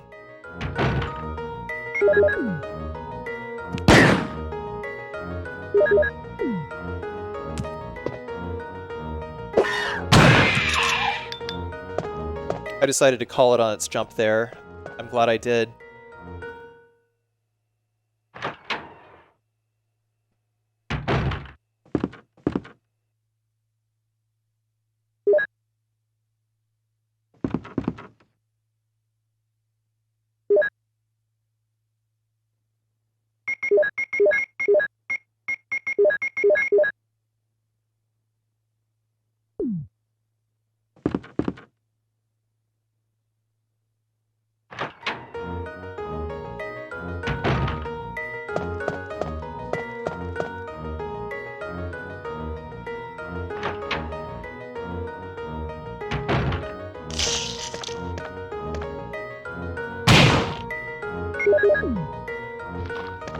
Once we come in here, we can decapitate that zombie and shoot the other zombie with the handgun bullets there. Finally wipe this guy out. We can't go through that other door there. We can't unlock it from the other side or anything. That is a door that is only accessible in Jill's run.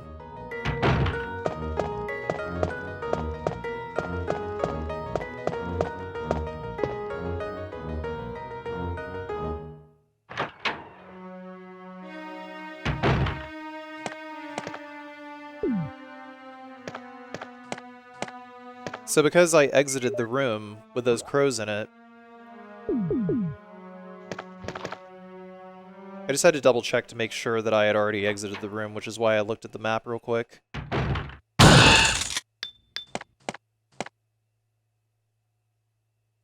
Once you come back in here, the crows will just be sitting on that table and you can just kill them all in one shotgun shell.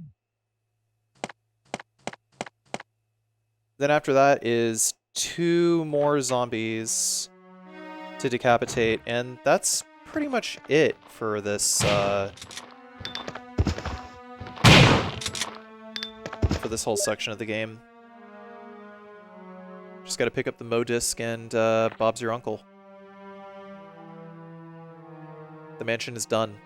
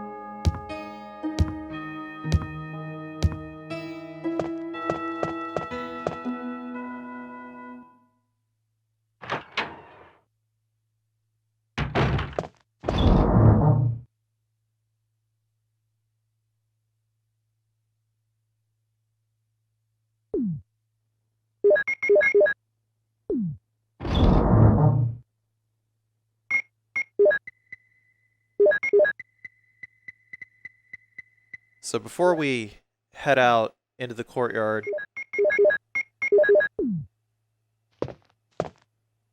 we need the Colt Python, we need the battery, we need the crank, we need the handgun, and the bullets.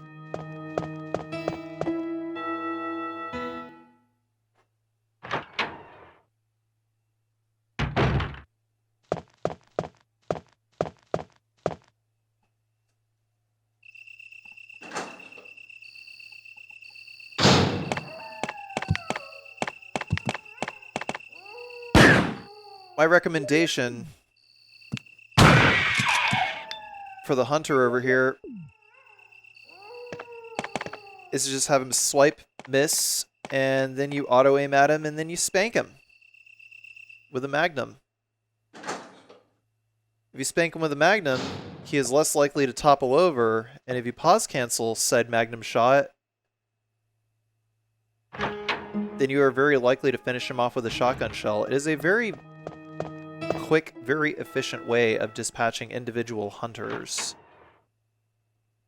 And sometimes if a room does not have any corners that you can hide around in order to tag hunters when they're coming around the corner, it's kind of your best bet.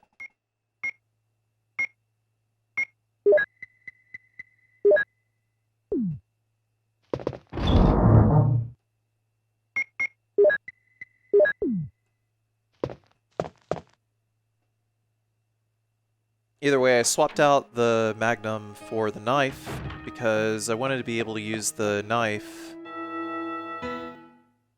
against the dogs if I could. Just try to save as many handgun bullets as I can.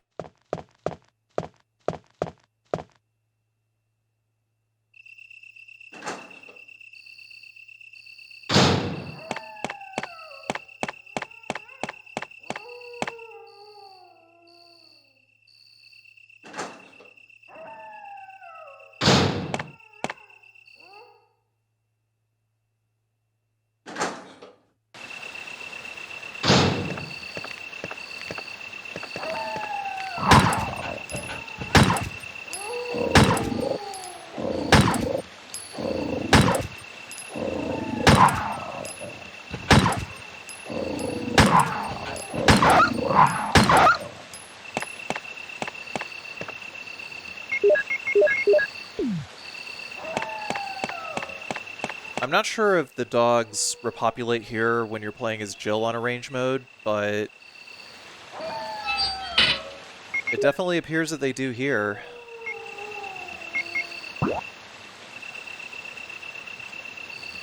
I think I just wanted to check one more time to make sure that I took care of every single room in the mansion, which I did.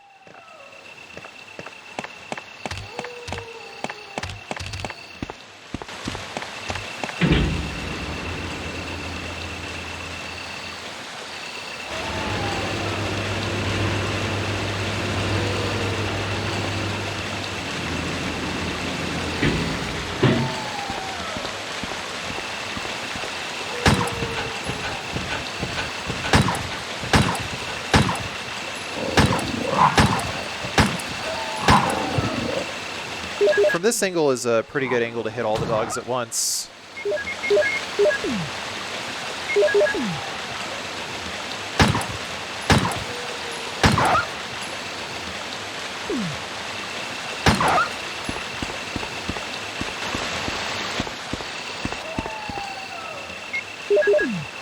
But of course I wanted to wait until I could guarantee that I would have enough ammo to be able to comfortably kill every enemy in the mansion.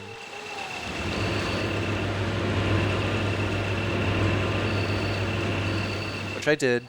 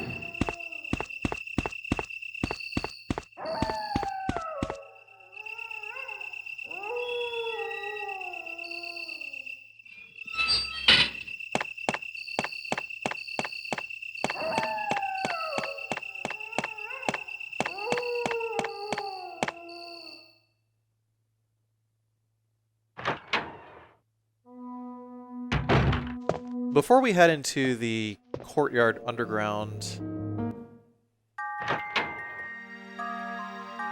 we first have to set up our inventory because we're not going to be able to use an item box for a while. First up, putting away that crank. We don't need it anymore. We can put away the combat knife and the handgun and the handgun bullets. All we need is the shotgun, the shells, and the magnum rounds. And then I bring a singular ink ribbon with me so that I'll be able to save, and that ink ribbon will not be in my inventory whenever I load the game.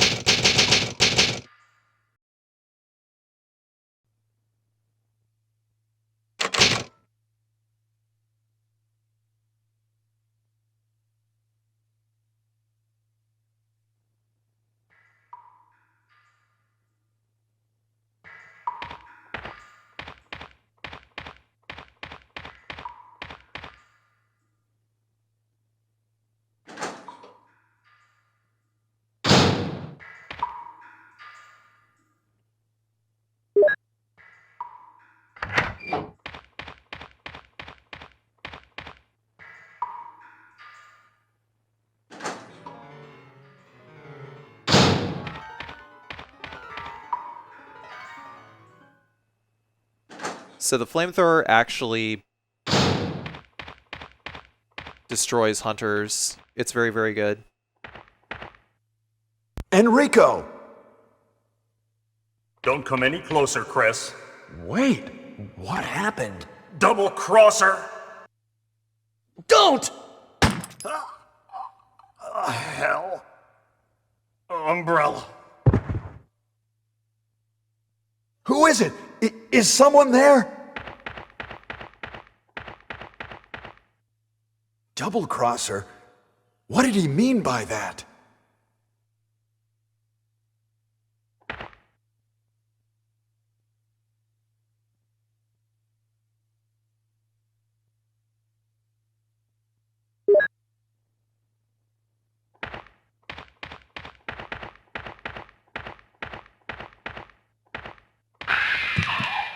So first what I'm going to do is I'm going to moonwalk and trigger this hunter, and then I'm going to just stay around the corner.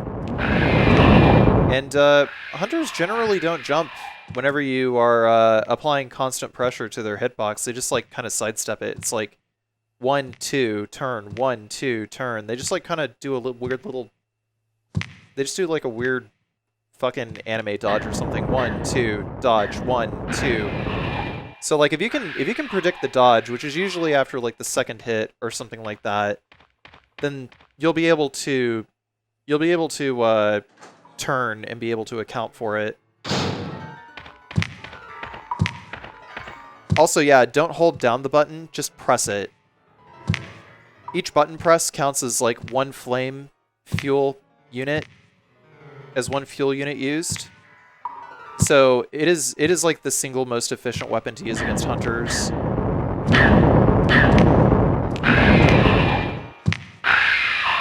Kills them in like 5 flame units or so.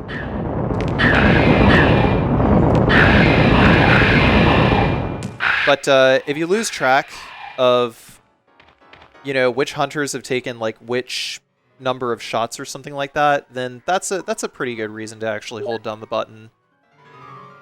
Like if you feel like you kind of need to panic, it's like don't worry about it.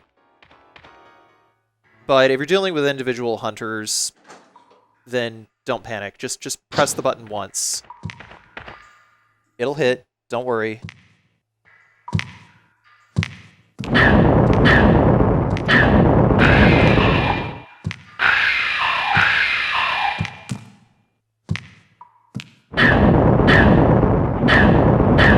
The reason why I come out of this door is because there is an extra corner here. And by hiding in that corner, I don't have to worry about the hunters jumping while I have my flamethrower up, and they'll usually just get hit.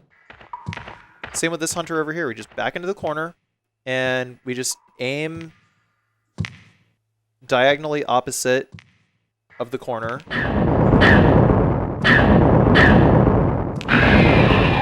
But I think the most important thing is don't use L1 to try to aim at the hunters.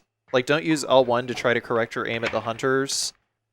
Best thing to do is just use D-pad and just learn how to use D-pad for that.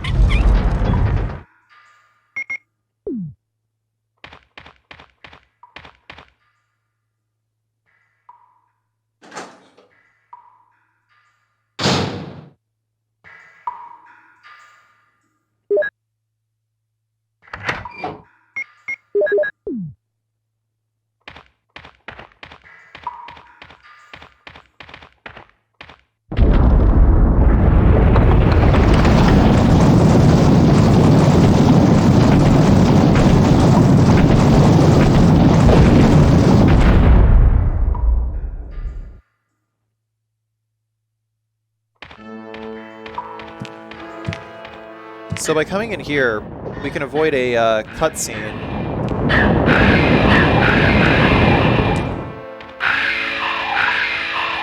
Showing a hunter spawning in, and they just like both spawn at once. What I do is I just dodge the first hunter and I just start flame spraying both of them.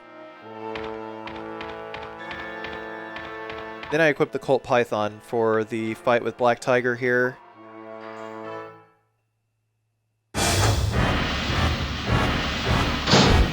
Every time you shoot Black Tiger, what it does is it dodges, and if you sit in the same spot for long enough, then it will fire, or it'll probably spit acid at you.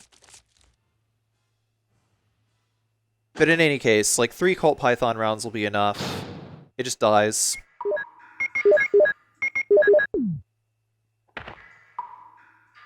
I do not recommend using the flamethrower on Black Tiger.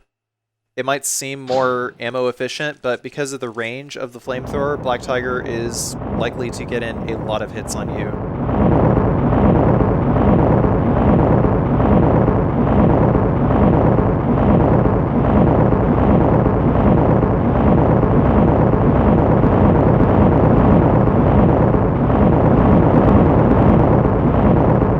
If you stagger all of your fuel unit usage here, then it should take about 28 fuel units to burn the web off the door.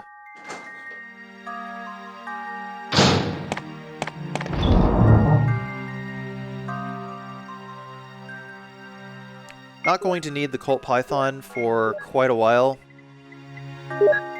Into this area with a lot of bullets. So we'll put that away and take the Doom book. And after that, it's just solving the puzzles down here, putting down the flamethrower, and that gives us access into the laboratory, The laboratory is mostly zombies and puzzles, basically.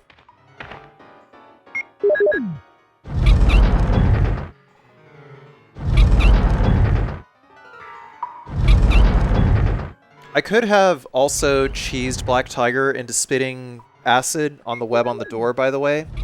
But the reason I didn't do that is because there are 6 webs on the door instead of 3 webs on the door. So it actually takes a pretty long time, and I don't know, I just think it's like if I have to kill Black Tiger anyway, I might as well just do the safe strat to burn the web off the door and not the risky one, which is having Black Tiger melt all the webs, even though the risky strat is like still really, really easy to do if your movement is good.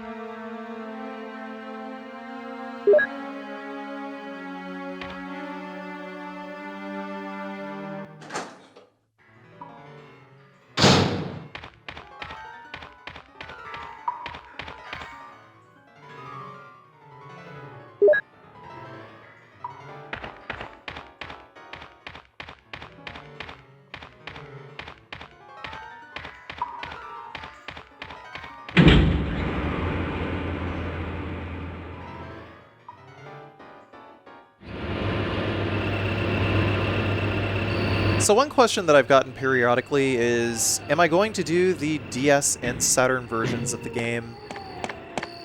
And the answer is yes. I may actually consider doing the Saturn version kinda soon, because I have a device that lets you straight up output video off of Nintendo DS hardware called an IS Nitro Capture. It's a thing that game journalists use to capture screenshots. It allows you to hook up a DS basically with like S-video output. It's pretty easy to capture.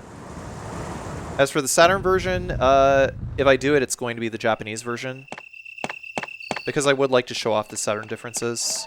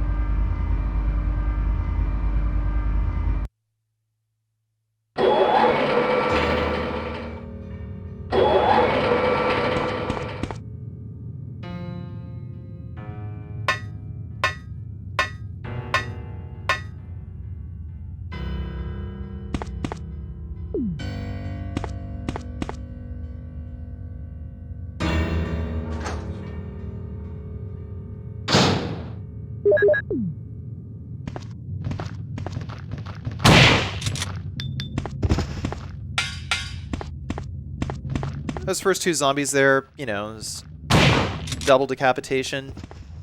No big deal.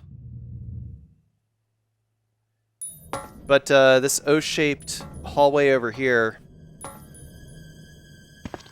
all the zombies here will respawn up to like, what, 3 times? Something like that. But I don't think they will... I don't think the room will fully repopulate with zombies until all the zombies are eliminated. So you can like just exit and re-enter, and like the same number of zombies will be killed until you kill all of them. But then the next time you re-enter the room, it would just repopulate with zombies. But every time it's like 4 zombies.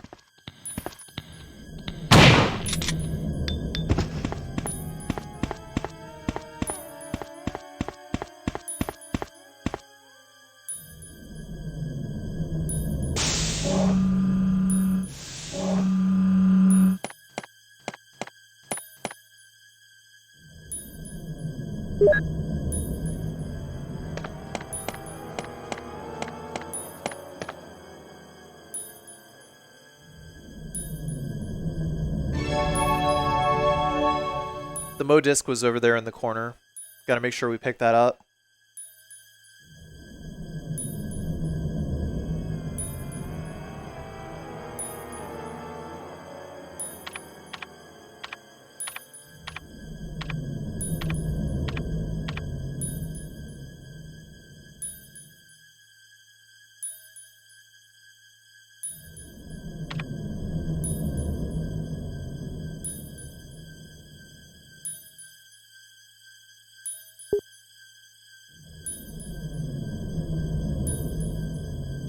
John, Ada, Mole.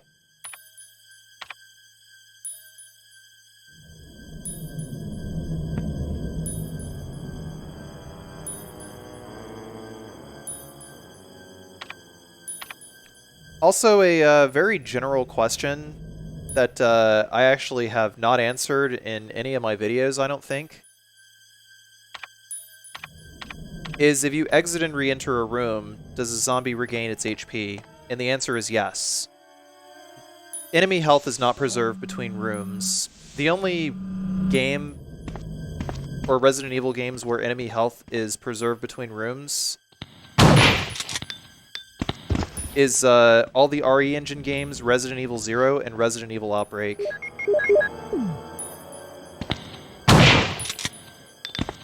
Otherwise, if you reload rooms, reload maps, then their HP will go back to max.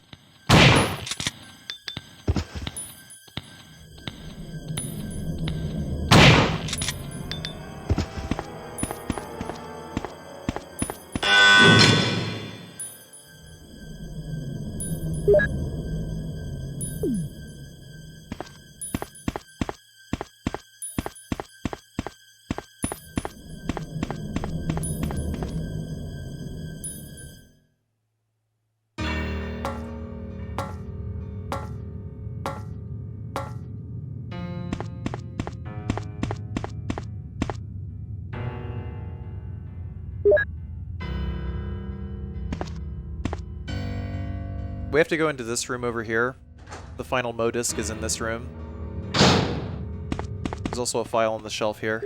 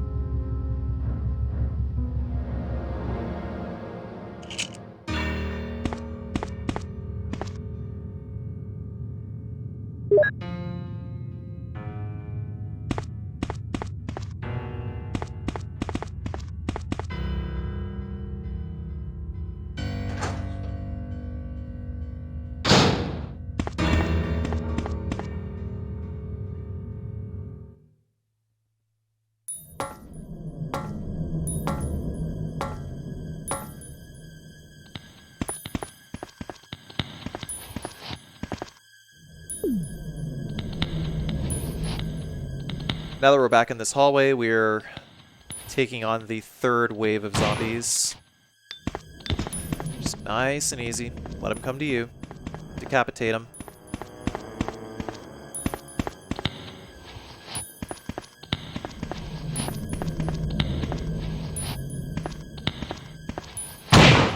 Got a face full of zombie pingling there. You're welcome.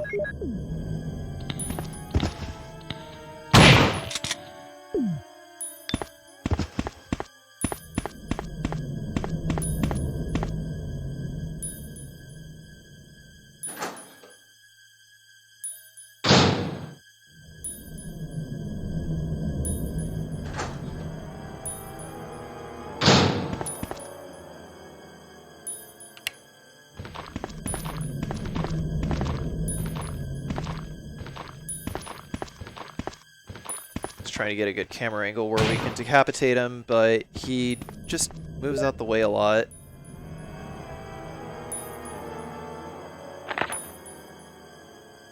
Patience is always the best way to deal with these guys.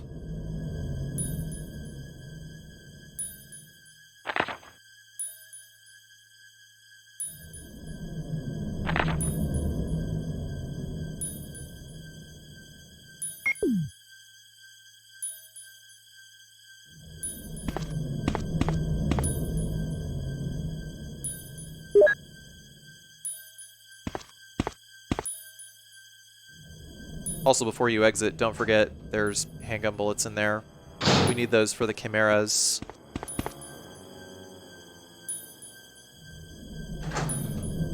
There's also 5 zombies in this room, and they are all packed together like sardines in a tin can. Sometimes, if you do it right, you can decapitate 3 at once.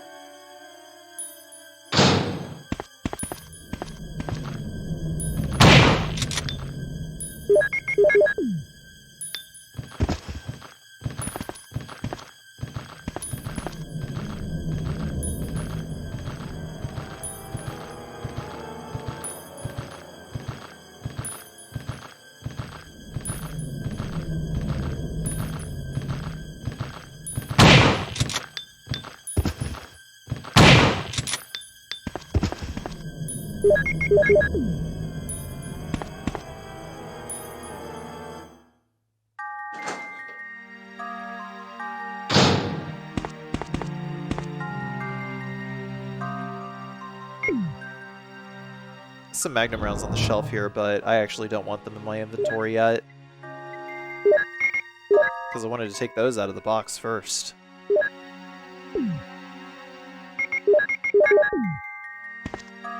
Just doing a little housekeeping, consolidating my ammo, you know. There's not a whole lot of shotgun shells left though, so gotta be a little bit more judicious.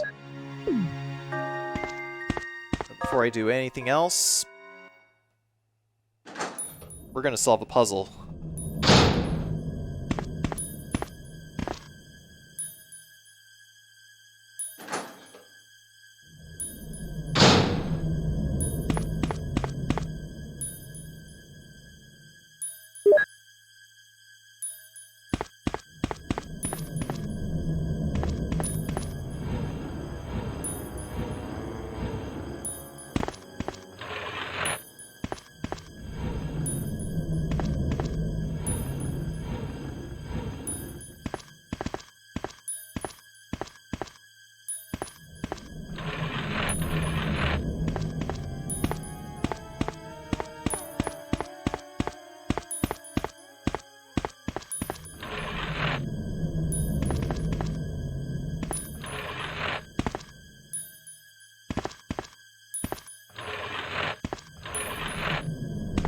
Got to be real careful about pushing those stairs there. We don't want to push those right on top of the button.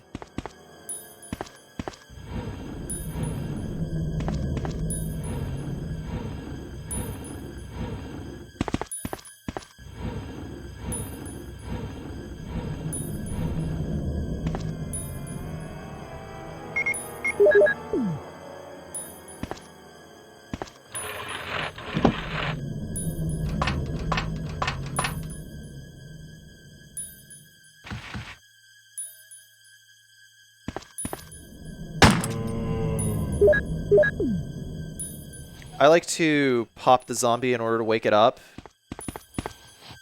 And then that way I can just stab it to death.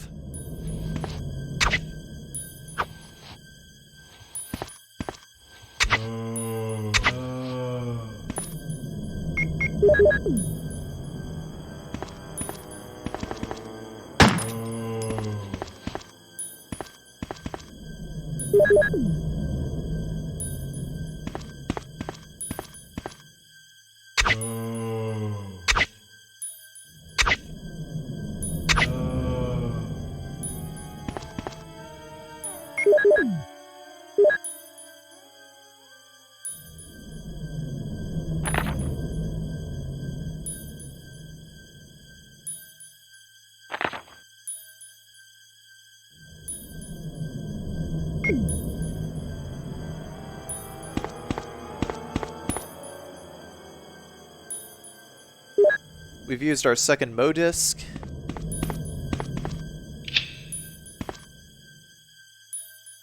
Gotten the Magnum rounds out of this room. Once we've done all that, we can set up our inventory and make a save before we have to deal with the chimeras, because the chimeras are, bar none, the worst part of the run after hunters. I mean, I think that dealing with hunters is significantly worse, but chimeras can tank a lot of bullets. And they're like half the reason why I tend to use the knife with Chris at all.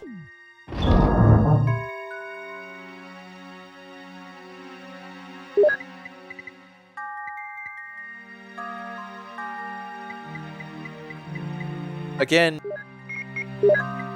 just gotta load up with as much ammo as we can up to this point.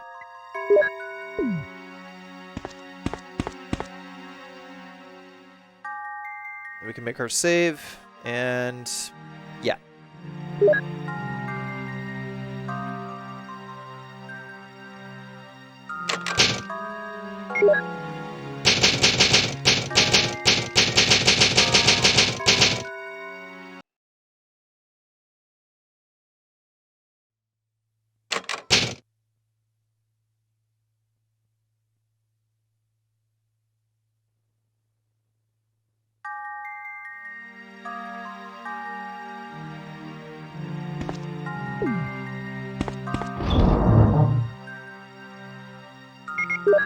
I decided to make this the last segment of the run.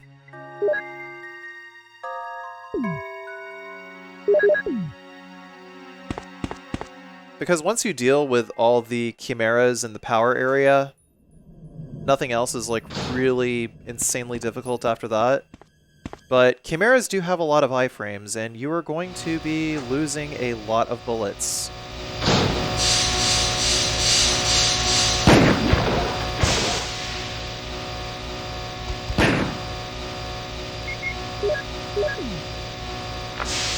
You can generally expect chimeras to jump on top of the ceiling more often than not, but whenever they do, you have to expect them to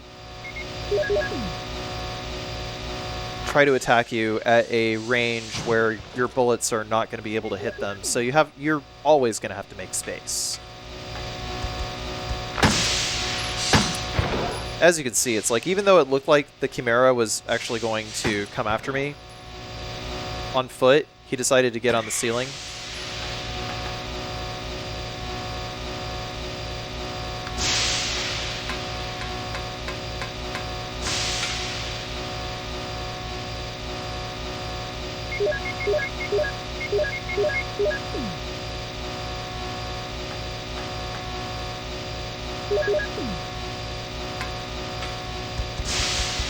There's 3 chimeras in this room. If they're coming at you on foot, then the best thing to do is to run past them and force them to swing and miss. But after some number of hits, they will go up to the ceiling. Usually what I do is I just follow the same bullet distribution strategy that I do for hunters. Just Colt Python, then shotgun, then handgun.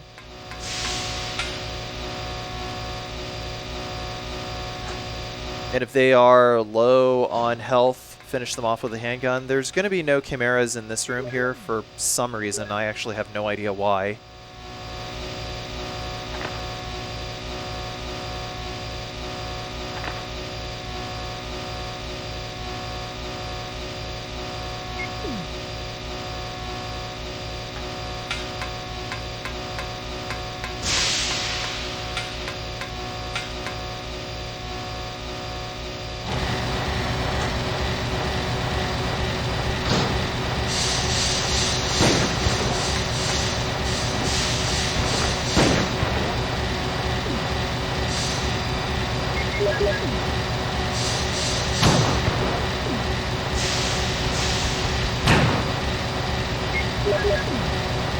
Yeah, so that guy decided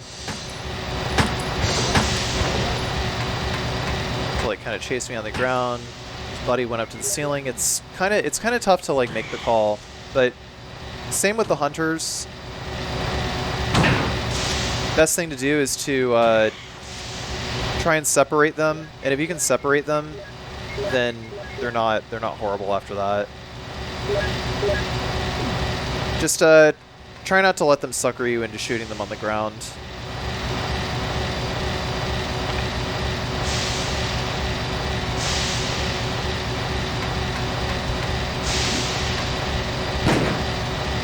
And of course, sometimes Chris's auto-aim will just go full potato and there's not really much you can do. Like he'll just aim like completely the opposite direction of where the enemy is sometimes, and it's really weird. I have no idea why he does that.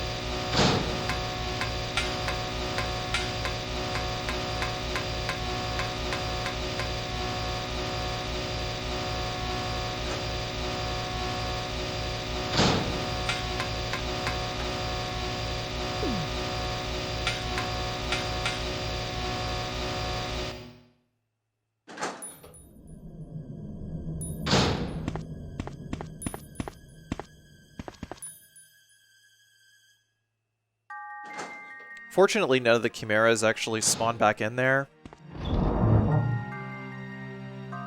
There's 6 of them total. I'll deposit the battery.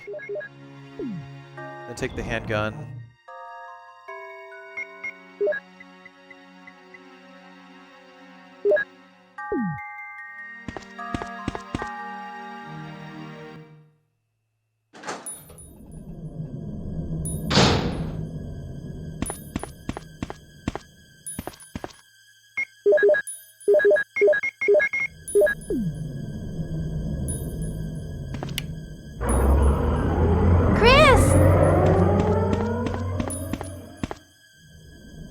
Rebecca, you're safe.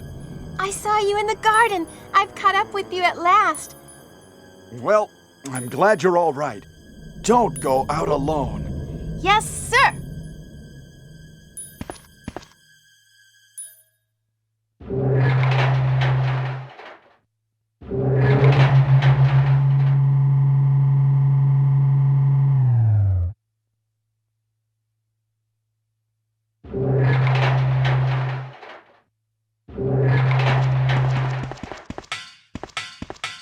Chris, as my subordinate, you have wonderful talent. I would never work for a company like Umbrella. And Wesker, you were formerly with Umbrella. What do you mean? Since when have you been an Umbrella agent? And a traitor to the stars? Now you're wrong. I was formerly with Umbrella, yes. But now I'm prepared to face anything. Even getting rid of you vigilante stars. Now, the worst possible situation has occurred. The failure of the experiment created a virus, a biological weapon, polluting the entire lab. No, the worst happened with the tyrant virus. I lost some of my STARS team members because of it. You killed them with your own hands. Did you kill Enrico? Really? Yeah, like this. Rebecca! Don't move. And if you do, I'll kill you. Chris, I have something to show you. Now, walk.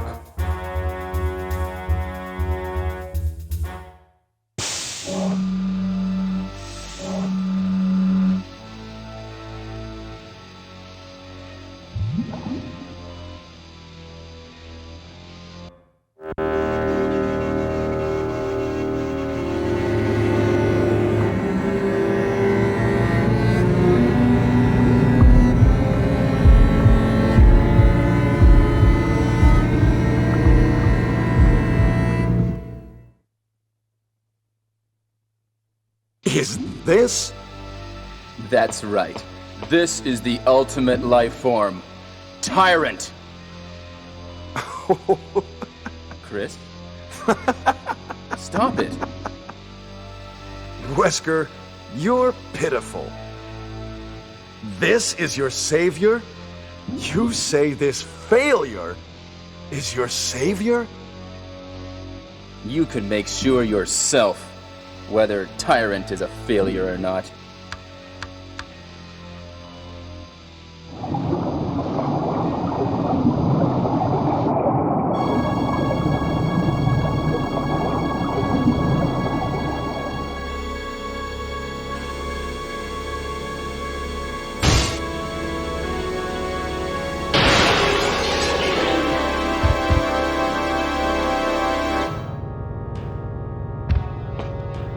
Go to hell.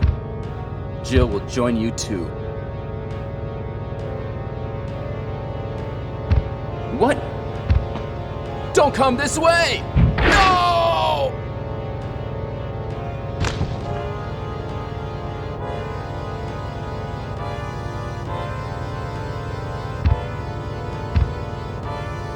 You can't kill me!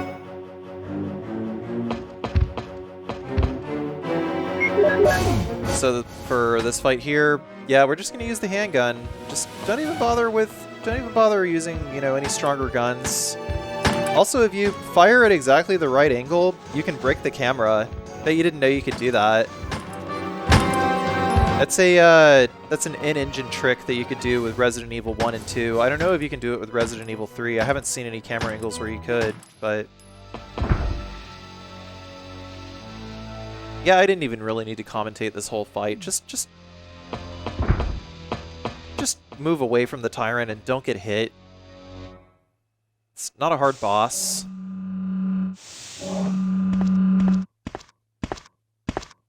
Wow!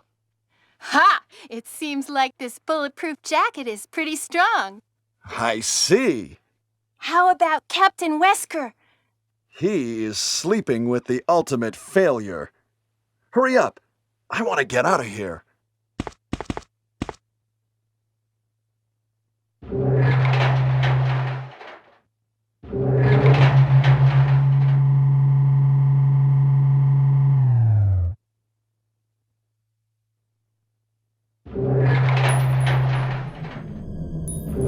Excuse me, Chris.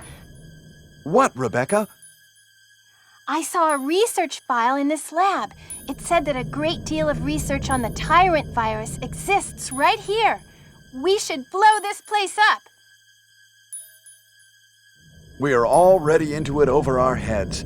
Rebecca, can you do it? Yes, sir. I'll set off a triggering system for a bomb. Okay. Now we have a chance to escape. See you outside the house.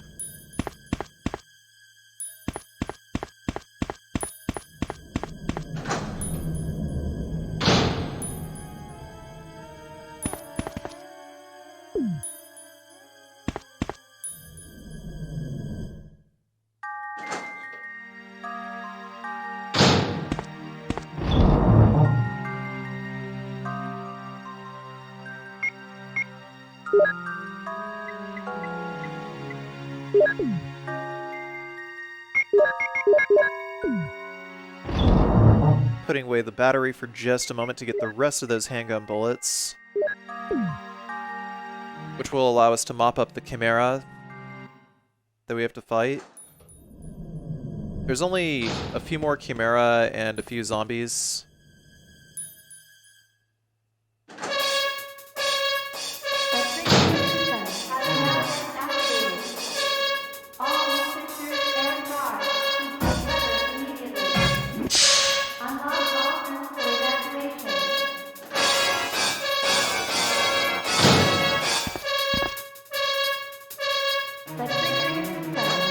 I'm not entirely sure why I exited and re-entered here.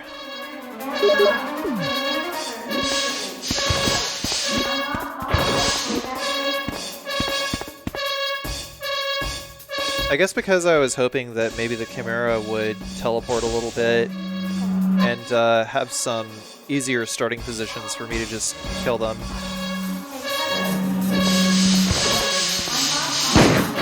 So if you've done a kill-all run in original mode, then you probably have seen the Chimera actually don't get on the ceiling in this room whenever you see them here.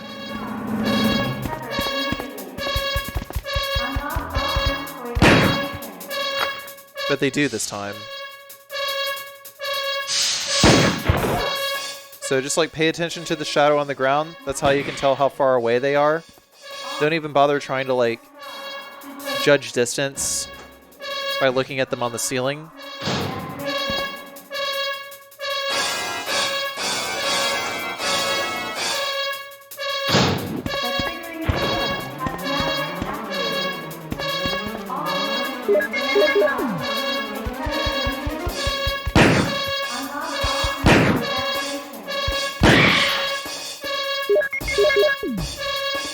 The one thing you could do if a Chimera is coming straight towards you, especially at that camera angle right there, is to just aim down.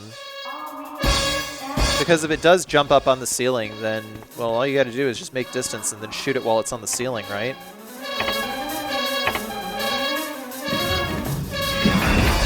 I think the Chimeras are probably significantly less confusing to deal with than Hunters overall. Rather fight 100 Chimeras than 100 Hunters. Jill! Are you there? Chris?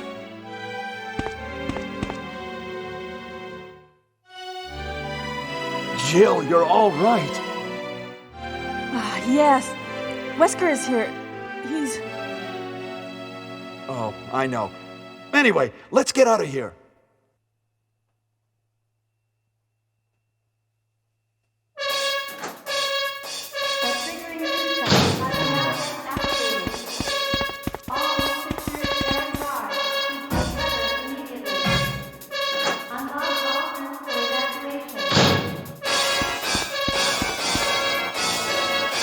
Let's get going.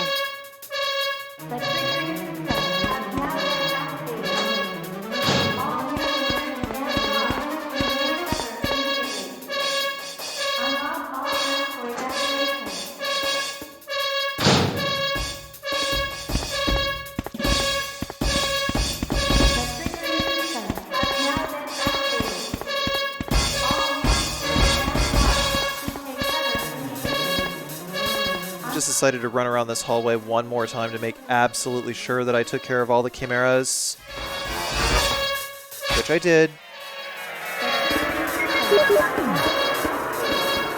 I don't want to use any magnum bullets for these zombies over here, because I want to save my magnum rounds for the super tyrant. Just get that fight done.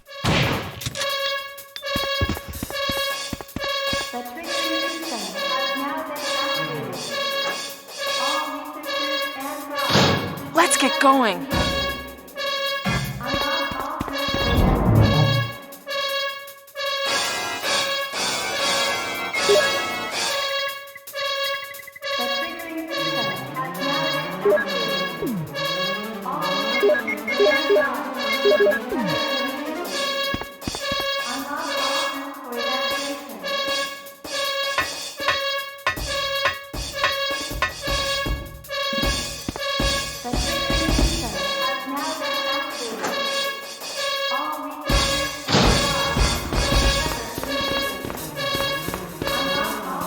This is Brad.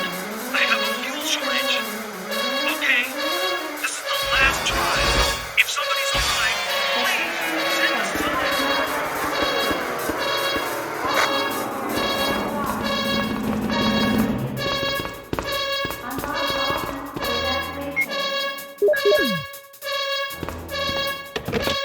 There is 3 minutes until explosion. I made it! I set off the triggering system to the bomb! Great! Rebecca, Brad's up in the helicopter.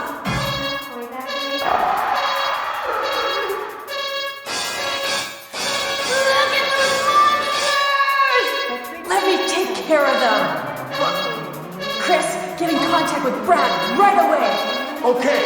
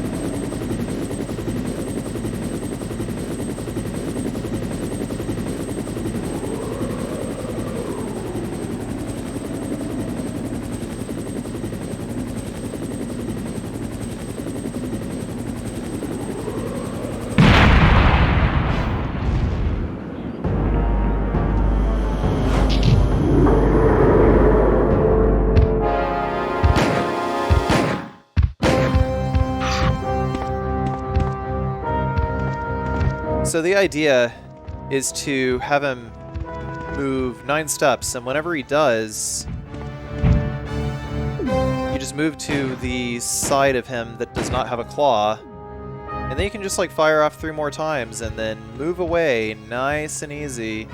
Wait for him to throw out that claw. Just don't run too far ahead, otherwise he'll do just like straight up do a charge at you. But like 1-2 shots is good. And then just like space them out, and then he's going to do the claw swing out again. We're just going to stand to the side and do be auto-aiming. But we got to keep him out of the center, because otherwise Brad's not going to drop the rocket launcher. Yeah, you can see the Tyrant will just like keep moving in circles over and over again, just like forever. Of course, we don't want to get too close to him. Like, the idea is to just stay away from him, just like flat out.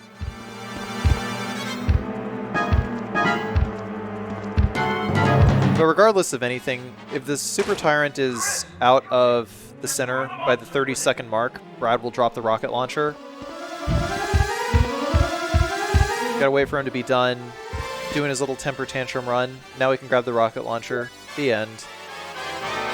I didn't beat him any faster, but it's alright.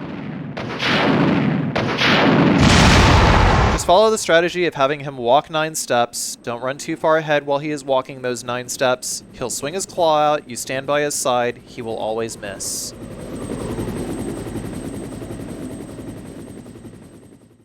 Shoutouts to Matt Durock for that one. And that's Resident Evil 1 Arrange Mode Chris Kill All No Damage.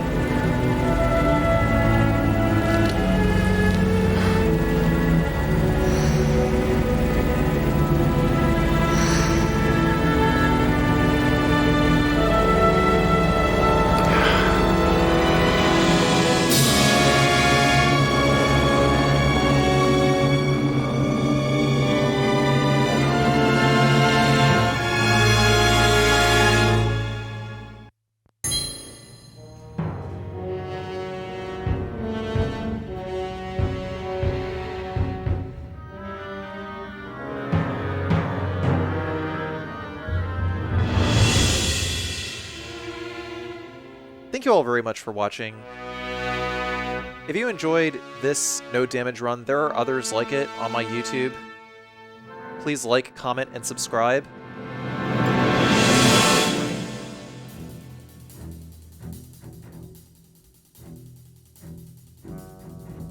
I also record all of these runs live on Twitch at twitch.tv/Carcinogensda. Say hi, Twitch chat.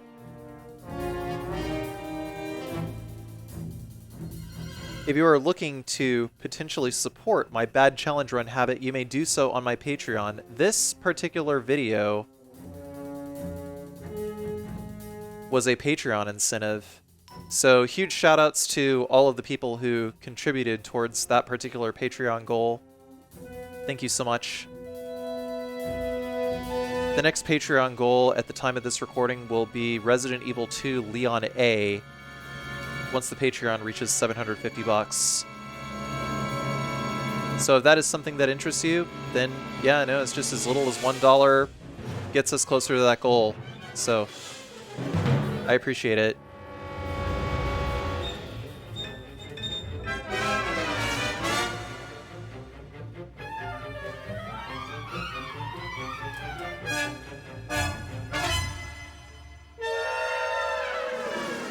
That being said, I'll also record the commentary for the Jill run very soon as well, so stay tuned for that.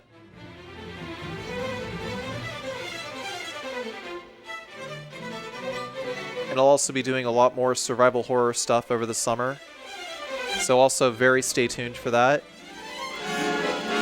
Well, the remainder of the summer, I mean, we're already kind of halfway through summer.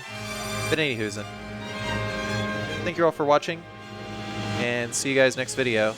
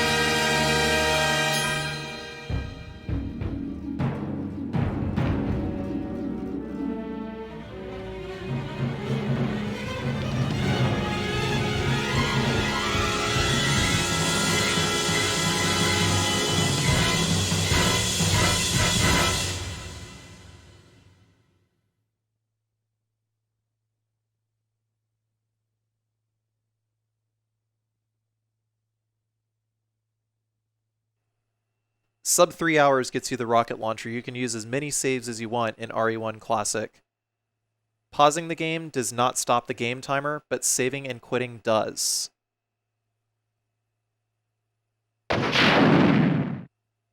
You're a tough guy. YouTube, you close this case completely.